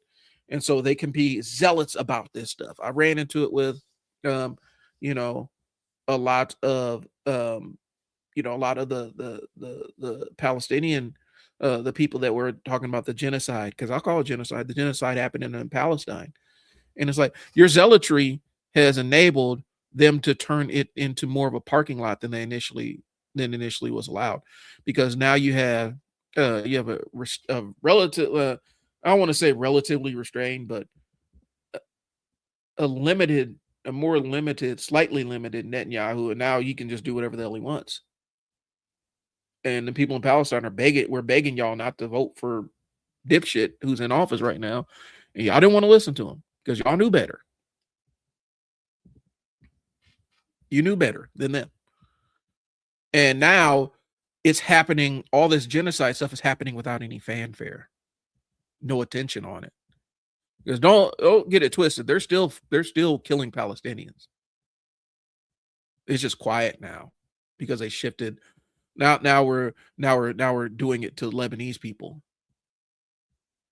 and we're freeing Iranian people by killing them, and that's the game plan. But y'all's fervency about this Palestine thing, where the Palestinians are begging y'all, hey, this is not who we want. Don't vote for this guy. And y'all made this your death ground. And now there's such thing as harm reduction, y'all. And I say this all the time. There's such thing as harm reduction. And a lot of people don't have the taste for it, but it's a real thing. I predict warfare whenever the economy slows down, or whenever we need something to, whenever we need to boost the economy, we're going to have a war. And unfortunately,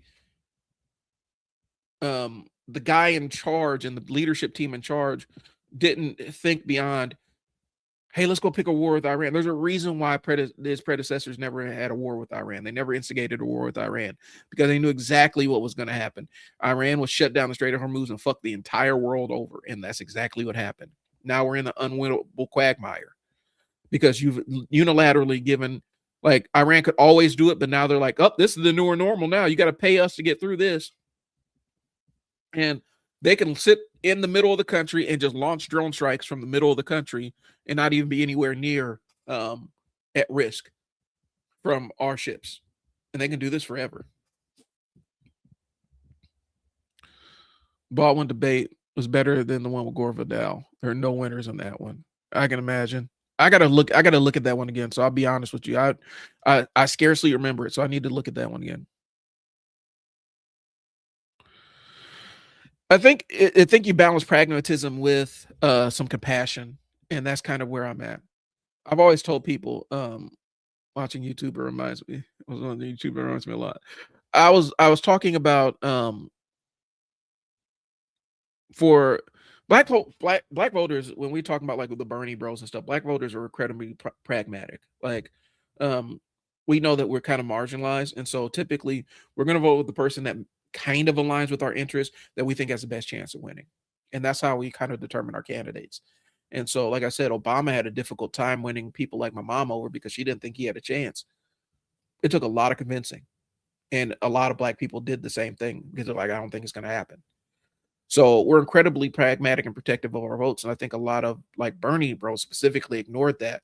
And with the low information voters and insults and stuff like that, what happened was they came out there and started banging on, specifically in the South Carolina primary, started banging on the black voters in South Carolina and calling them everything but a child of God, and then expected black folks who were their children to just fall in line and stuff. And you alienated, like, you're not going to, I may disagree with people that are older than with black folks that are older than me. I may disagree with my elders, right? It's one thing for me to disagree with my elders. It's another thing for some third party to come and insult them and expect me to align with them. And that was happening.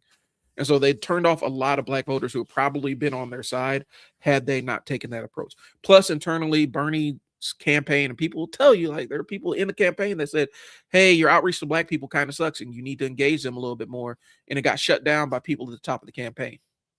And there were black staffers telling them that's where he was failing. That was his blind spot. Why should I erase who I am? It's other people who suck. Why can't they change? You damn Skippy. Class reductionism hurts black people so much. That is the absolute truth. I've been happy to see how much pushback there is on those leftist Western types. Dr. Ball, Horn, Crockett in his new book, a lot of streamers and a lot of communities, but social chauvinists are loud and amplified. I know, I have an idea who you're talking about. And they're also white coded. One of the main culprits is very white coded, and it's unfortunate because he does have a good community, a wide community and a wide voice. But I also think that when people look at, and I'm not going to name him because I don't want his stands in my shit. But I do think that people don't understand that he does come from a position of relative privilege. And so he's talking like, and I know that people said he does some stuff behind the scenes or whatnot, but his fans aren't. I'm trying to find the way to say this. If you're playing a board game, right, and you don't like the rules of the game, you can either get everybody to agree to new rules. You can start a different game and start playing a different game and see if you can compel people to play your game, or you can get up and leave.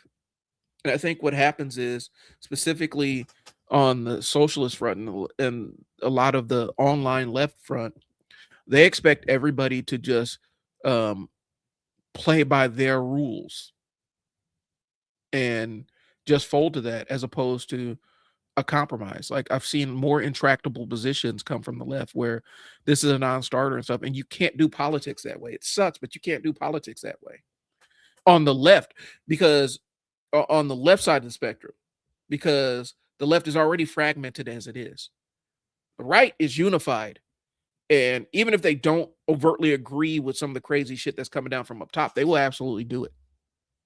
They'll hold their noses. I think Israel's letting us do their dirty work, but at the same time, I don't necessarily buy that the U.S. is under the control of Israel or whatnot. I think Israel is a way for us to control. We see them as a way for us to control the oil markets. There hasn't been a surprise war in our lifetime. I think that these days the ground is openly paved in one direction for deer. Yeah, and I think I feel like it's surface level. That's what my problem is. Not saying that Israel isn't an apartheid society. Not saying all this other stuff isn't necessarily true, but I do think that their hatred of the system is, because what would have happened if left to his own devices, Israel would have arrested Netanyahu, thrown him in jail. That entire, a lot of the stuff that's happened has been the thing that keeps him in office, because he's a wartime president, more or less, now, and so they can't really move against him. But he was on his way to being ousted and put in jail. I think they had found him guilty of some shit, and they were sick of him. Sorry, I'm catching up. Gonna kill journalism or do some amount of hatred and resilience. Here's the thing. I think that's the scary part, because it's unfocused hatred and resentment, because there's a myriad of things that you can dislike about Israel's foreign policies. There's so many different things, so many gross things that has been done in the name of that. But I don't think that moving forward that hatred is going to prove to be beneficial. I think we have to be precise in what we're against. And sometimes I think we lose sense of that. That's like the blind, I hate Trump everything. It's like, okay, but there's so much, pick what you're going to be against him for.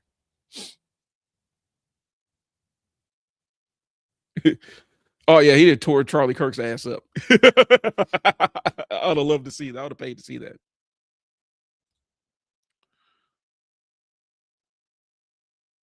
Forget they exist. The tail does not wag the dog. The U.S. controls Israel. That's what I'm saying. The U.S. controls Israel. They do what we allow them to do. And so that's why there was some, with the Biden administration, there was a bit of, there was accountability that was lacking because they're doing what they're allowed to do. And I know in this country it's political suicide to align yourself against Israel. It is. I mean, just is.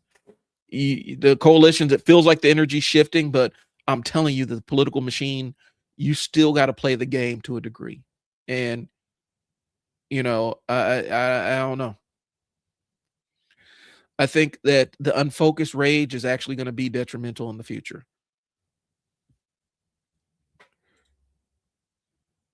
Yeah, he was. Yeah, Netanyahu was on his way out, bro, and they would have eventually gotten rid of him, had not all the other stuff happened. These people are useless. I'll leave the left. I don't want to live.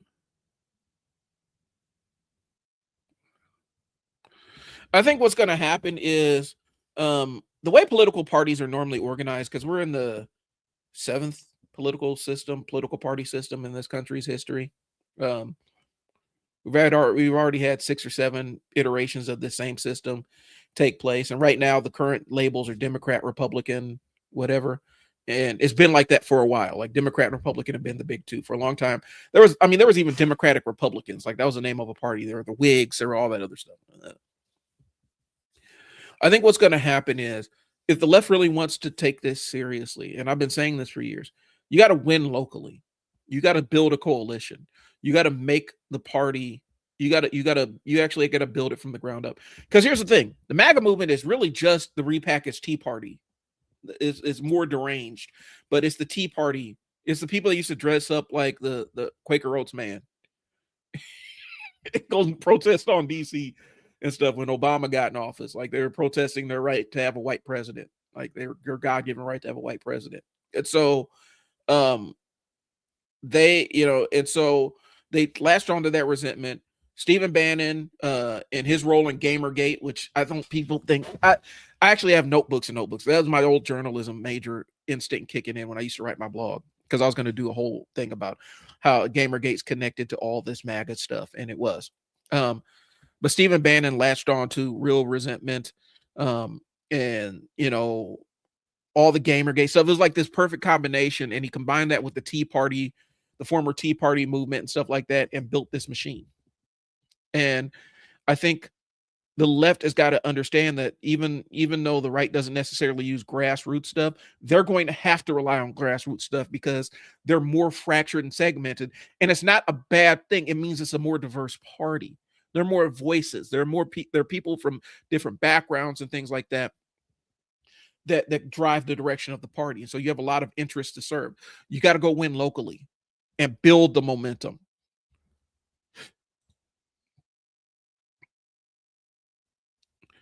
I think there's utility for the political correctness too, though, because you do have to build coalitions with people.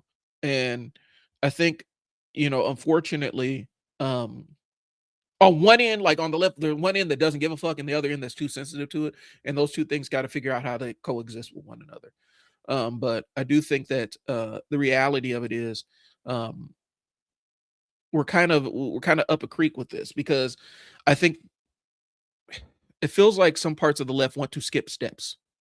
They want national political power, national political office, without building the grassroots. I look at Mamdani. It was kind of a grassroots movement, but it was also a perfect storm of events. People are so sick of the naked corruption of Eric Adams. And I was telling people, I was giving people earfuls about Eric Adams. Like, this dude he ain't about shit. And watching KRS-One stand on stage with them hurt my heart. But it is what it is. The leftists are going to have to start at the grassroots level and win school boards and city council seats and all these other commissions and stuff like that, and start making the party viable.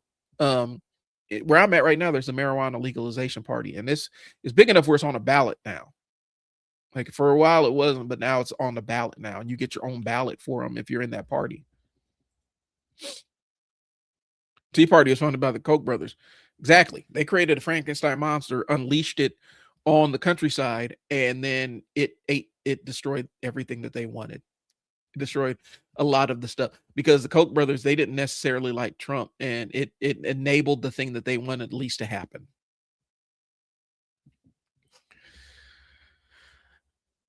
It was astroturfed. I should have said astroturfed. But what I'm saying is it didn't have to be ground roots because there was already a conformity. And I'm realizing that, and I know I'm going to get into it with some conservative ops on here. There's a layer of conformity that people like a lot of right wingers really cherish. They'll tell you they're rebels and they're not going to do the party line and they don't listen to take orders from anybody. But then in the same token, will hold their nose and vote for somebody they don't like, or somebody that they voted for has said something that they morally don't agree with, and I've watched themselves tie themselves into pretzels to validate it for them. Meanwhile, I've seen people that voted for Obama turn around and absolutely savage and they're still on the same side with him and they will still vote for him again, but they absolutely drug him through the dirt for some of his policies. And that's the dynamic. The left likes to eat its own and the right likes to copy each other to a degree. Conformity. There's a psychological study that I read years and years ago where it talked about, they could essentially figure out the cognitive patterns of who was going to be conservative and who was going to be conservative and who was going to be progressive based on what they valued. And a lot of it has to do with if you value conformity, natural order of things, hierarchy and stuff, you're going to lean more conservative. There you go. Like, go read the you have a literal fascist like eyes kicking down doors. I appreciate the sentiment, but we don't have time. Here's the thing, and I'll say this, and I want you to kind of wrap your mind around it. As a black person growing up in this country, I've lived under a form of fascism my entire life. Differential treatment under the law, more surveillance by the state, a court system that is inherently biased against people that look like me. Like, we black publics have lived under a form of fascism since before Reconstruction. And so what's happening now, and the panic that we're seeing, is that fascism is spreading to people that they never intended it to spread to. Black and indigenous people have lived under this for a long ass time. And now the panic comes when Alex Peretti gets killed. Renee gets killed. How many black people did ICE kill before then? So for me, I feel like the panic and the rush is probably going to be detrimental. The damage is done. We've taken the idea of hard power and made it soft power. There is no social contract anymore. The president, office of the president, the executive branch doesn't follow the laws that the courts lay down anymore. Under threat of law. What if the court say something that Trump doesn't want to do, just say, fuck you, I ain't doing that. And there's nothing that will happen. That's never really happened before. Yep. Bannon was a key cog in all of this. And I think people forget how Gamergate was tied to this shit. And Comicsgate, to a degree, was kind of an offshoot of the Gamergate bullshit. But Gamergate was really, really bad and really, really dark, and people pretend like it wasn't that big of a deal. It created the entire political maelstrom that we're in right now. And then you add a couple of billions of dollars of dark money coming in to fund a lot of these content farms that took over all the social media platforms. Because how many people do you know who only get their news through memes? There's a lot of them. There's a lot of people that only get their news and information through memes. They have the right to vote too. They get all of their information from memes. And so if you hire a bunch of people to just generate those memes, and you just know that, you know, a bunch of senior citizens and middle-aged people are just swapping them in private chats, and it's a bubble where nothing else, where no real information can get in, that's what happened. And so Steve Bannon tapped into something there, where I can just buy its own grassroots. All right, I'm catching up, y'all. Looks authentic, low level. I agree with that point. Donnie built it on charisma. I think that, and like I said, Eric Adams was corrupt as shit. Like it was to the point where he was in the pocket of Turkey's government, and it just became too obvious. I want to skip steps, but I want to skip grassroots. The grassroots is important because that gives you your base and the foundation. That gives you your moral anchor. And I think what happens is a lot of times we end up losing track of what our moral anchors are when it comes to this kind of stuff. I'm ready to organize now. Then find a seat that's not occupied in your locality and run for it, because that's how it gets started. Because there's plenty of vacant seats that never get filled by anybody, and so the incumbent never gets challenged.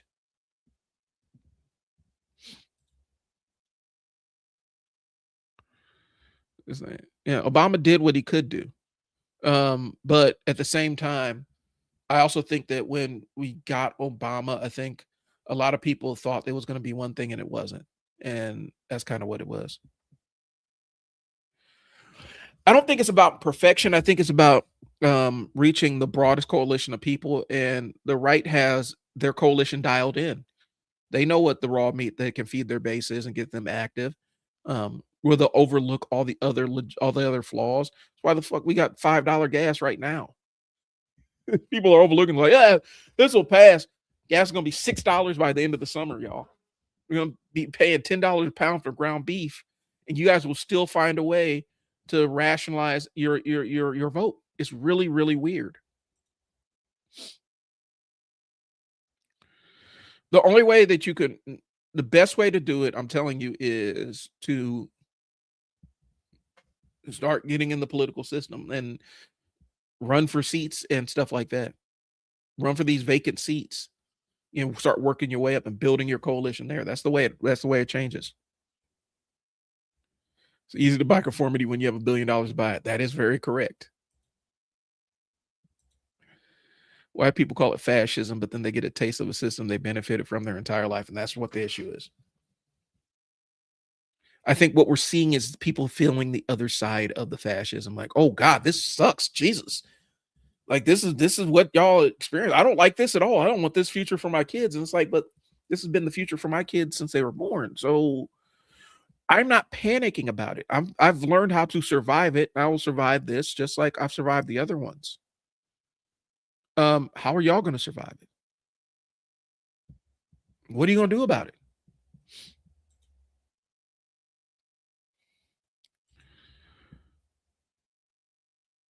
I get that a little bit. Yeah, it gets back into building coalitions and community. Because when you have a coalition, like one of the things is, and I don't know if you guys have seen this, on PBS there was a special. It was called, I think, the Real Rainbow Coalition, the original Rainbow Coalition, or whatnot. And it was about Fred Hampton and the Black Panthers of Chicago formed before Jesse Jackson took the name Rainbow Coalition. He had a Rainbow Coalition of the Young Lords, who are Puerto Rican gang, the Young Patriots, who are working class white kids, and then the Black Panthers, and they were the Rainbow Coalition. And some things they agreed on. One thing they had to confront the Young Patriots about was their use of the Confederate flag in their logo and stuff. And they actually had a conference about it and sat down, and the Young Patriots said, hey, yeah, we're not going to do this because yet we're going to remove the logo. We're going to remove the conservative stuff from we're going to remove the Confederate flag from our branding because it's offensive to you guys. And we know it symbolizes something completely different for y'all than it did for us. And we're going to take heed to that. We're going to lean into that coalition. And they fought for workers' rights. They fought the police that were brutalizing working class and brown and black neighborhoods. They did a lot of good work. And if you ever see it, it's on PBS. I think it's the original Rainbow Coalition. Get a chance and watch it. But they were able to mediate their differences, give some ground and not give ground on other things, but they're able to work towards a common goal without something being the breaking point.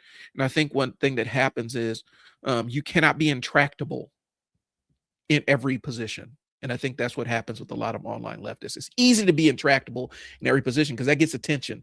It's loud and in your face, and I'm standing on my square and blah, blah, blah. It gets a lot of attention on social media, but it's not necessarily beneficial for coalition building.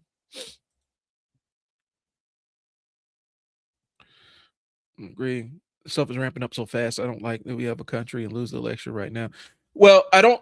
So this is what you do, though. Again, you have to make sure that you are insulated and protected in case the worst shit happens. Like man, listen, last election cycle, I had like maybe 30 minutes of, man, maybe 30 minutes of this sucks. A day of, man, what are we going to do? And then I was like, all right, so we're back to survival now. And so you always have to plan for how you're going to survive this and what your standard of living is going to be, and that's about as real as I can keep it. Initially we are planning on, we're in the Midwest, like we're in blue dots surrounded by a red state that they're actually actively trying to get rid of. And we're considering, and we're not even considering, eventually we're going to move down south. Even though down south is completely fucked up right now from the political side of things, at least I have community down there in a way that we don't necessarily always have here. Specifically in the city I'm in, Omaha. Omaha has one of the poorest black communities in the country. And it's been historically very deliberate on how they've impoverished this community and divested from this community. And so even if I got to live under this fascism, at least I'd rather be surrounded by a community that enables us to succeed and allows my kids to thrive. You just got to prepare. You got to prepare, work towards the best, prepare for the worst. And that's been the mantra for a long time. You can force, and the thing about the Democratic Party is you can, if you establish a position, you can get them to move towards your position, or you fall into the banner and then try to carry it on your own. But the biggest problem with it is right now, again, there is no, like this, I hate to say it, but the third party thing is dead for right now until we move on to the next political party system. And that's why I'm saying organize, force the party in the direction that you kind of want to go, be the change you want to see, and start working to get offices and take up official spaces, and get real seats in the government, in political, run from some of these uncontested seats so that you can start building up. Like if the answer is really this third party, you got to build the pathway for the third party, but you can't just expect, leftists can't just expect to hijack the Democratic Party. It's not going to work. It's not going to work. Precinct volunteer stuff. Yeah. All that stuff is available.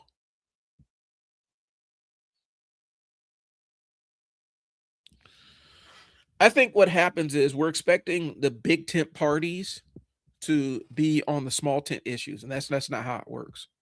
You have to engage them and force them. Like the Republican, it's a different thing, and I think that's what people don't understand with the GOP.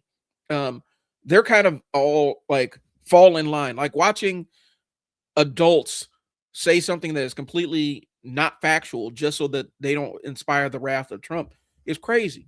And I do believe that as big of a liar and as vile as a human being, as contemptible as a human being as MGT was, or MTG, Marjorie Taylor Greene, I do think that he threatened her kid.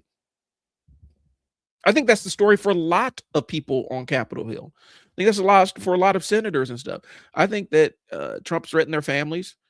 He knows that all he has to do is sick his followers on them, and they'll death threat him and stuff like that. Because I've been on the receiving end of these people's death threats. I haven't tell somebody you can kill me on the best day of your life you ever had, white boy. I've dealt with that before.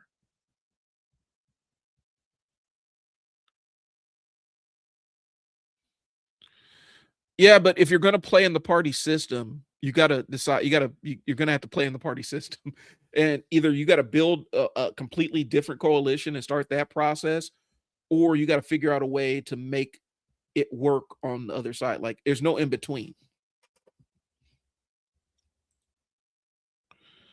The coalition building comes from conceding some of the points you're on. The Rainbow Coalition was legit. That was a real thing, and people put aside their bullshit to work towards a common interest. Yeah. It's the like I said, people villainize the DNC. The DNC is literally just the treasurer that collects the money at this point. A lot of the action is local and on the ground, and there's a lot of leftist people that are doing some really strong leftist stuff that are still aligned with the Democratic Party. I think you've got to play the game until you can make your own game, and I think that's the thing.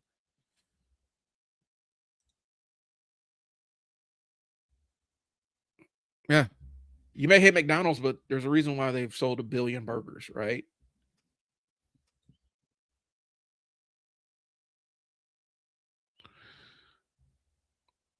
It's not about knowing them. It's my enemy. I can use my enemy at the end of the day.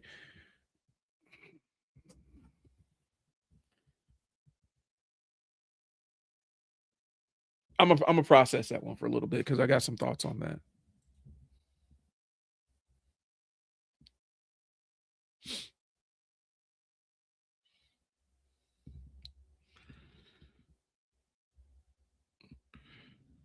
I've been back and forth between Kansas. I mean, I've like driven down. I've been half my family is down in Kansas City, and so we're always in Kansas somehow, some way, shape, or form. Every time we're down there, a couple times a year. I don't know. I think it's probably going to be more like Georgia or somewhere because that's where a lot of my so a good chunk of my family that I grew up with is down there. We do not have a country, right? The country isn't made for us. Well, and I think that's the part of it. You got to carve out your own peace and protect your own peace. I think even at the end of the day, yes, we're going to coalition build and stuff like that. I think the thing that the Democrats aren't great at and haven't been great at is the ruthlessness of preserving power. That's been a GOP thing. They've been really good at preserving power at the regular level. When you get up to the higher level with like the Pelosi and stuff and Akeem Jeffries, they're pretty familiar and astute with the dynamics of preserving political capital and power. They're really good at it. I don't think that on the local end and stuff, I think that's where a lot of the infighting comes in because the reason why the GOP is able to do the things they do is because even when they disagree, they agree.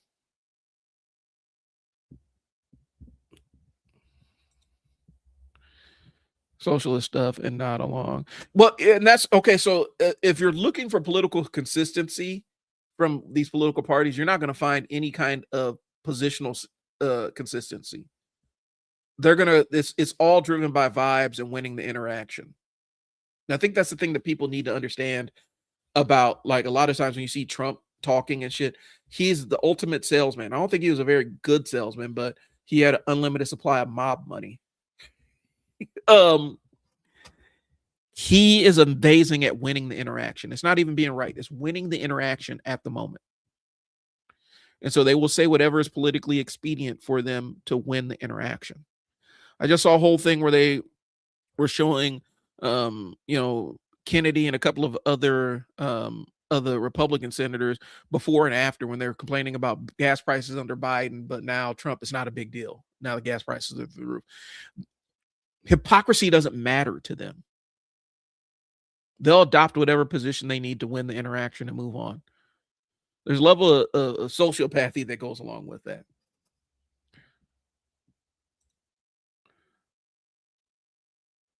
Might not like it, but if you're in the world country, that might just be the oppositional party. There are entire regions in my state that barely even have that. Yeah. Boutique stuff. The Panthers represent much more my perspective on organizing and joining one side or the other in uniparty. Organizing, only be poison when linking up with that poison well, and that's what I can see where that goes too.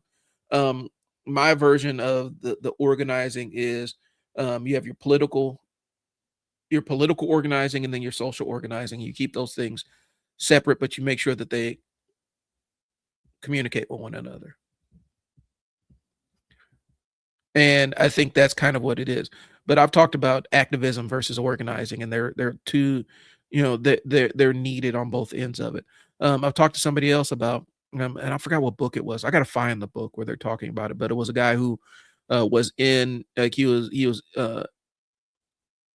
worked with Dr. Martin Luther King and was privy to a lot of the interactions that he had with Malcolm X. And one of the things they were really good at is pretending like they were on opposing sides. And basically the understanding was they had to pretend like they were on completely opposite sides, even though they're working in tandem, because they're reaching different segments of Black people, activating different segments of Black people. So it's being cognizant of that, that you can be working towards the same thing without ever having to physically say we are an alliance. You just kind of have a shared understanding, a mutual understanding of what's good. But I do think the problem is in the Democratic Party, there's a lot of people in the Democratic Party that are going to need to step out of their roles. I mean, a lot of those Beltway insiders that failed Harris during the election, they failed it because they were young white guys who only had Beltway knowledge. They weren't listening to any other groups. Plus the rift in the White House and stuff. There's a lot of other shit that was going on. But there was no diversity of thought within the leadership. That's all right. I get it. It happens. I didn't know if you want to be closer. No, I want to get out of here. I've had enough of this place.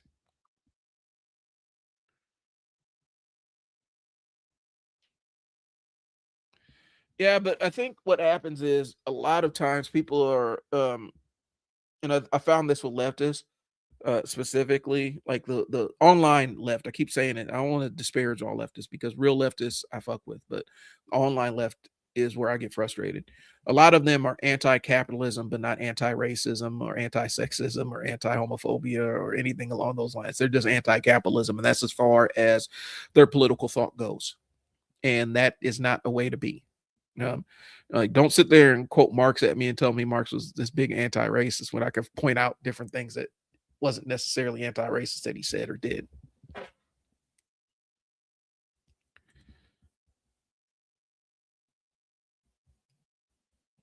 Yeah, I do think the coalition building understands that sometimes people exist in different capacities and still working with them across the aisle and understanding that you're going to have uh, philosophical differences, but you're going to work towards common goals, and I think that's what's lacking. Buckley did in the National Review push the creation of the Republicans and pushed the GOP to go after local school elections. That's exactly what happened. They took taking control of the school system to mold the kind of audience they want. Why do you think they're making it impossible? They're trying to make college inaccessible for all but the chosen few who have the money. They're trying to shape it again. That's why they brought Linda McMahon in to fuck up the Department of Education and teach patriotic history. They're trying to build. This is manufacturing consent. They're trying to manufacture the next group of voters. They're engineering it right now. That was part of their plan and they said they announced that in 2020. That was that was the entire goal. This is I think the people, you gotta understand, Peter Thiel was really tied to this, and he is one of the big money fuckers in this whole thing. And so Peter Thiel's his involvement, engagement in this, they're trying to shift the landscape of the future American voter. And all of it is a money grab for him. Like all of this is, how can I do what I want to do without anybody telling me I can't do the thing I want to do? They're engineering this.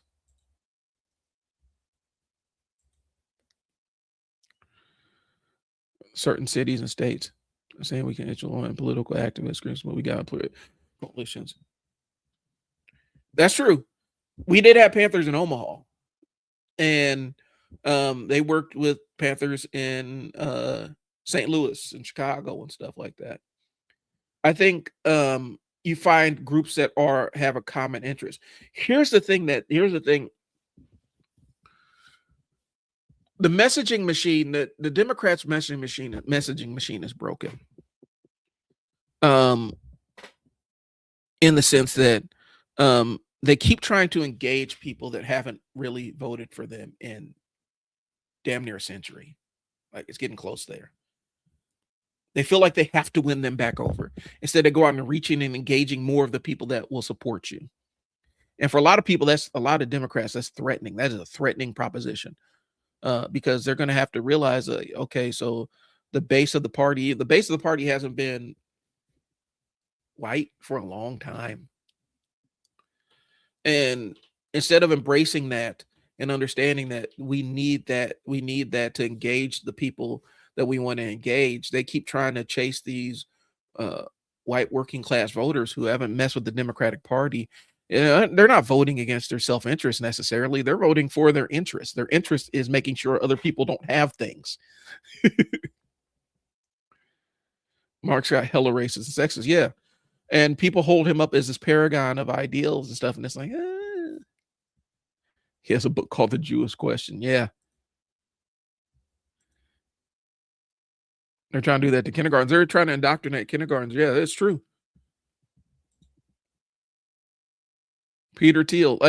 Peter Thiel is a horrible person. Like he is the closest thing. Like if you've read Absolute Batman, he is the Joker of this universe. He is the absolute Joker of this universe.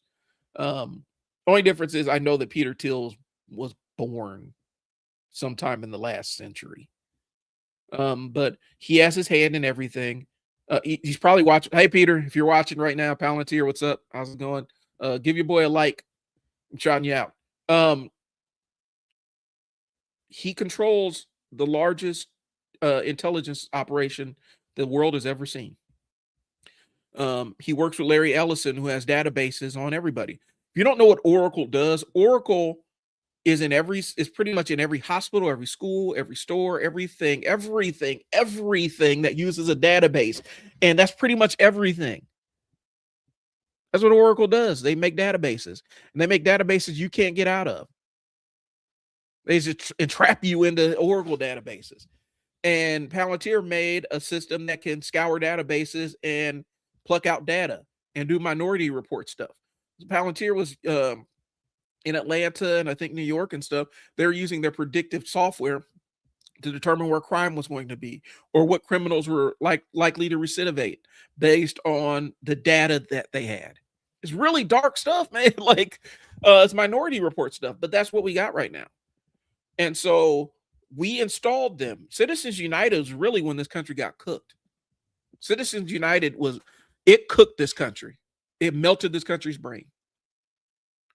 Because with Citizens United, they said corporations are people too. Money is unlimited free speech.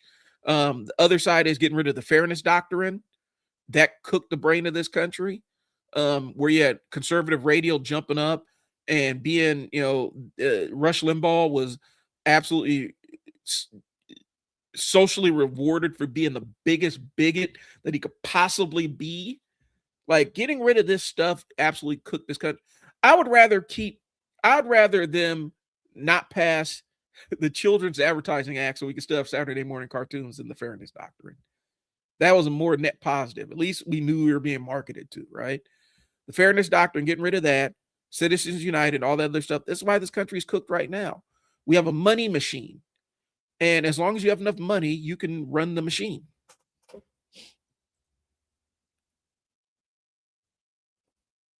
Yeah, I think that was the thing. So the skill that the Panthers had and was being local community organizers, because understand that the Panthers, and this is part of the reason why sexism was a challenge in the Panthers.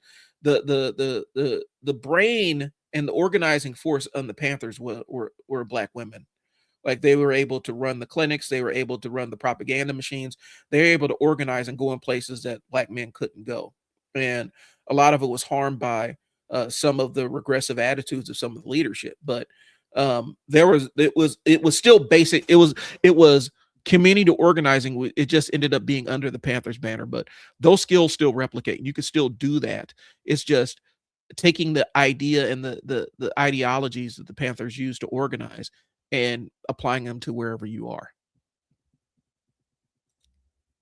Yeah, don't get me started on Thiel. He Peter Thiel, man, he's a terrible. He is. Listen, if you ever want to really piss yourself off, um, look up Curtis Yarvin. Curtis Yarvin is Elon Musk and Peter Thiel's he's like one of their favorite thinkers or whatnot. And the dark enlightenment thing where they decided that democracy was a failed experiment, and Curtis Yarvin believes that some people are better suited to be slaves. He thinks the future of this country, and this future of this world is um, corporate cities where they're governed over by a board and not a government. Like he's crazy, and this is who Peter Thiel really messes with. He really invests in him. Caliper. Sounds familiar. Since United in Shelby County. Yep. It was anti-Semitic folks. It was addressing someone else. You can pull up examples of Marx being racist, but that's one big miss. It shows that some don't read. Yeah. I think one of the things we have to understand about anti-blackness is how pervasive anti-blackness was. And historically it pervaded all the spheres of society, and even the highest level of education it didn't. So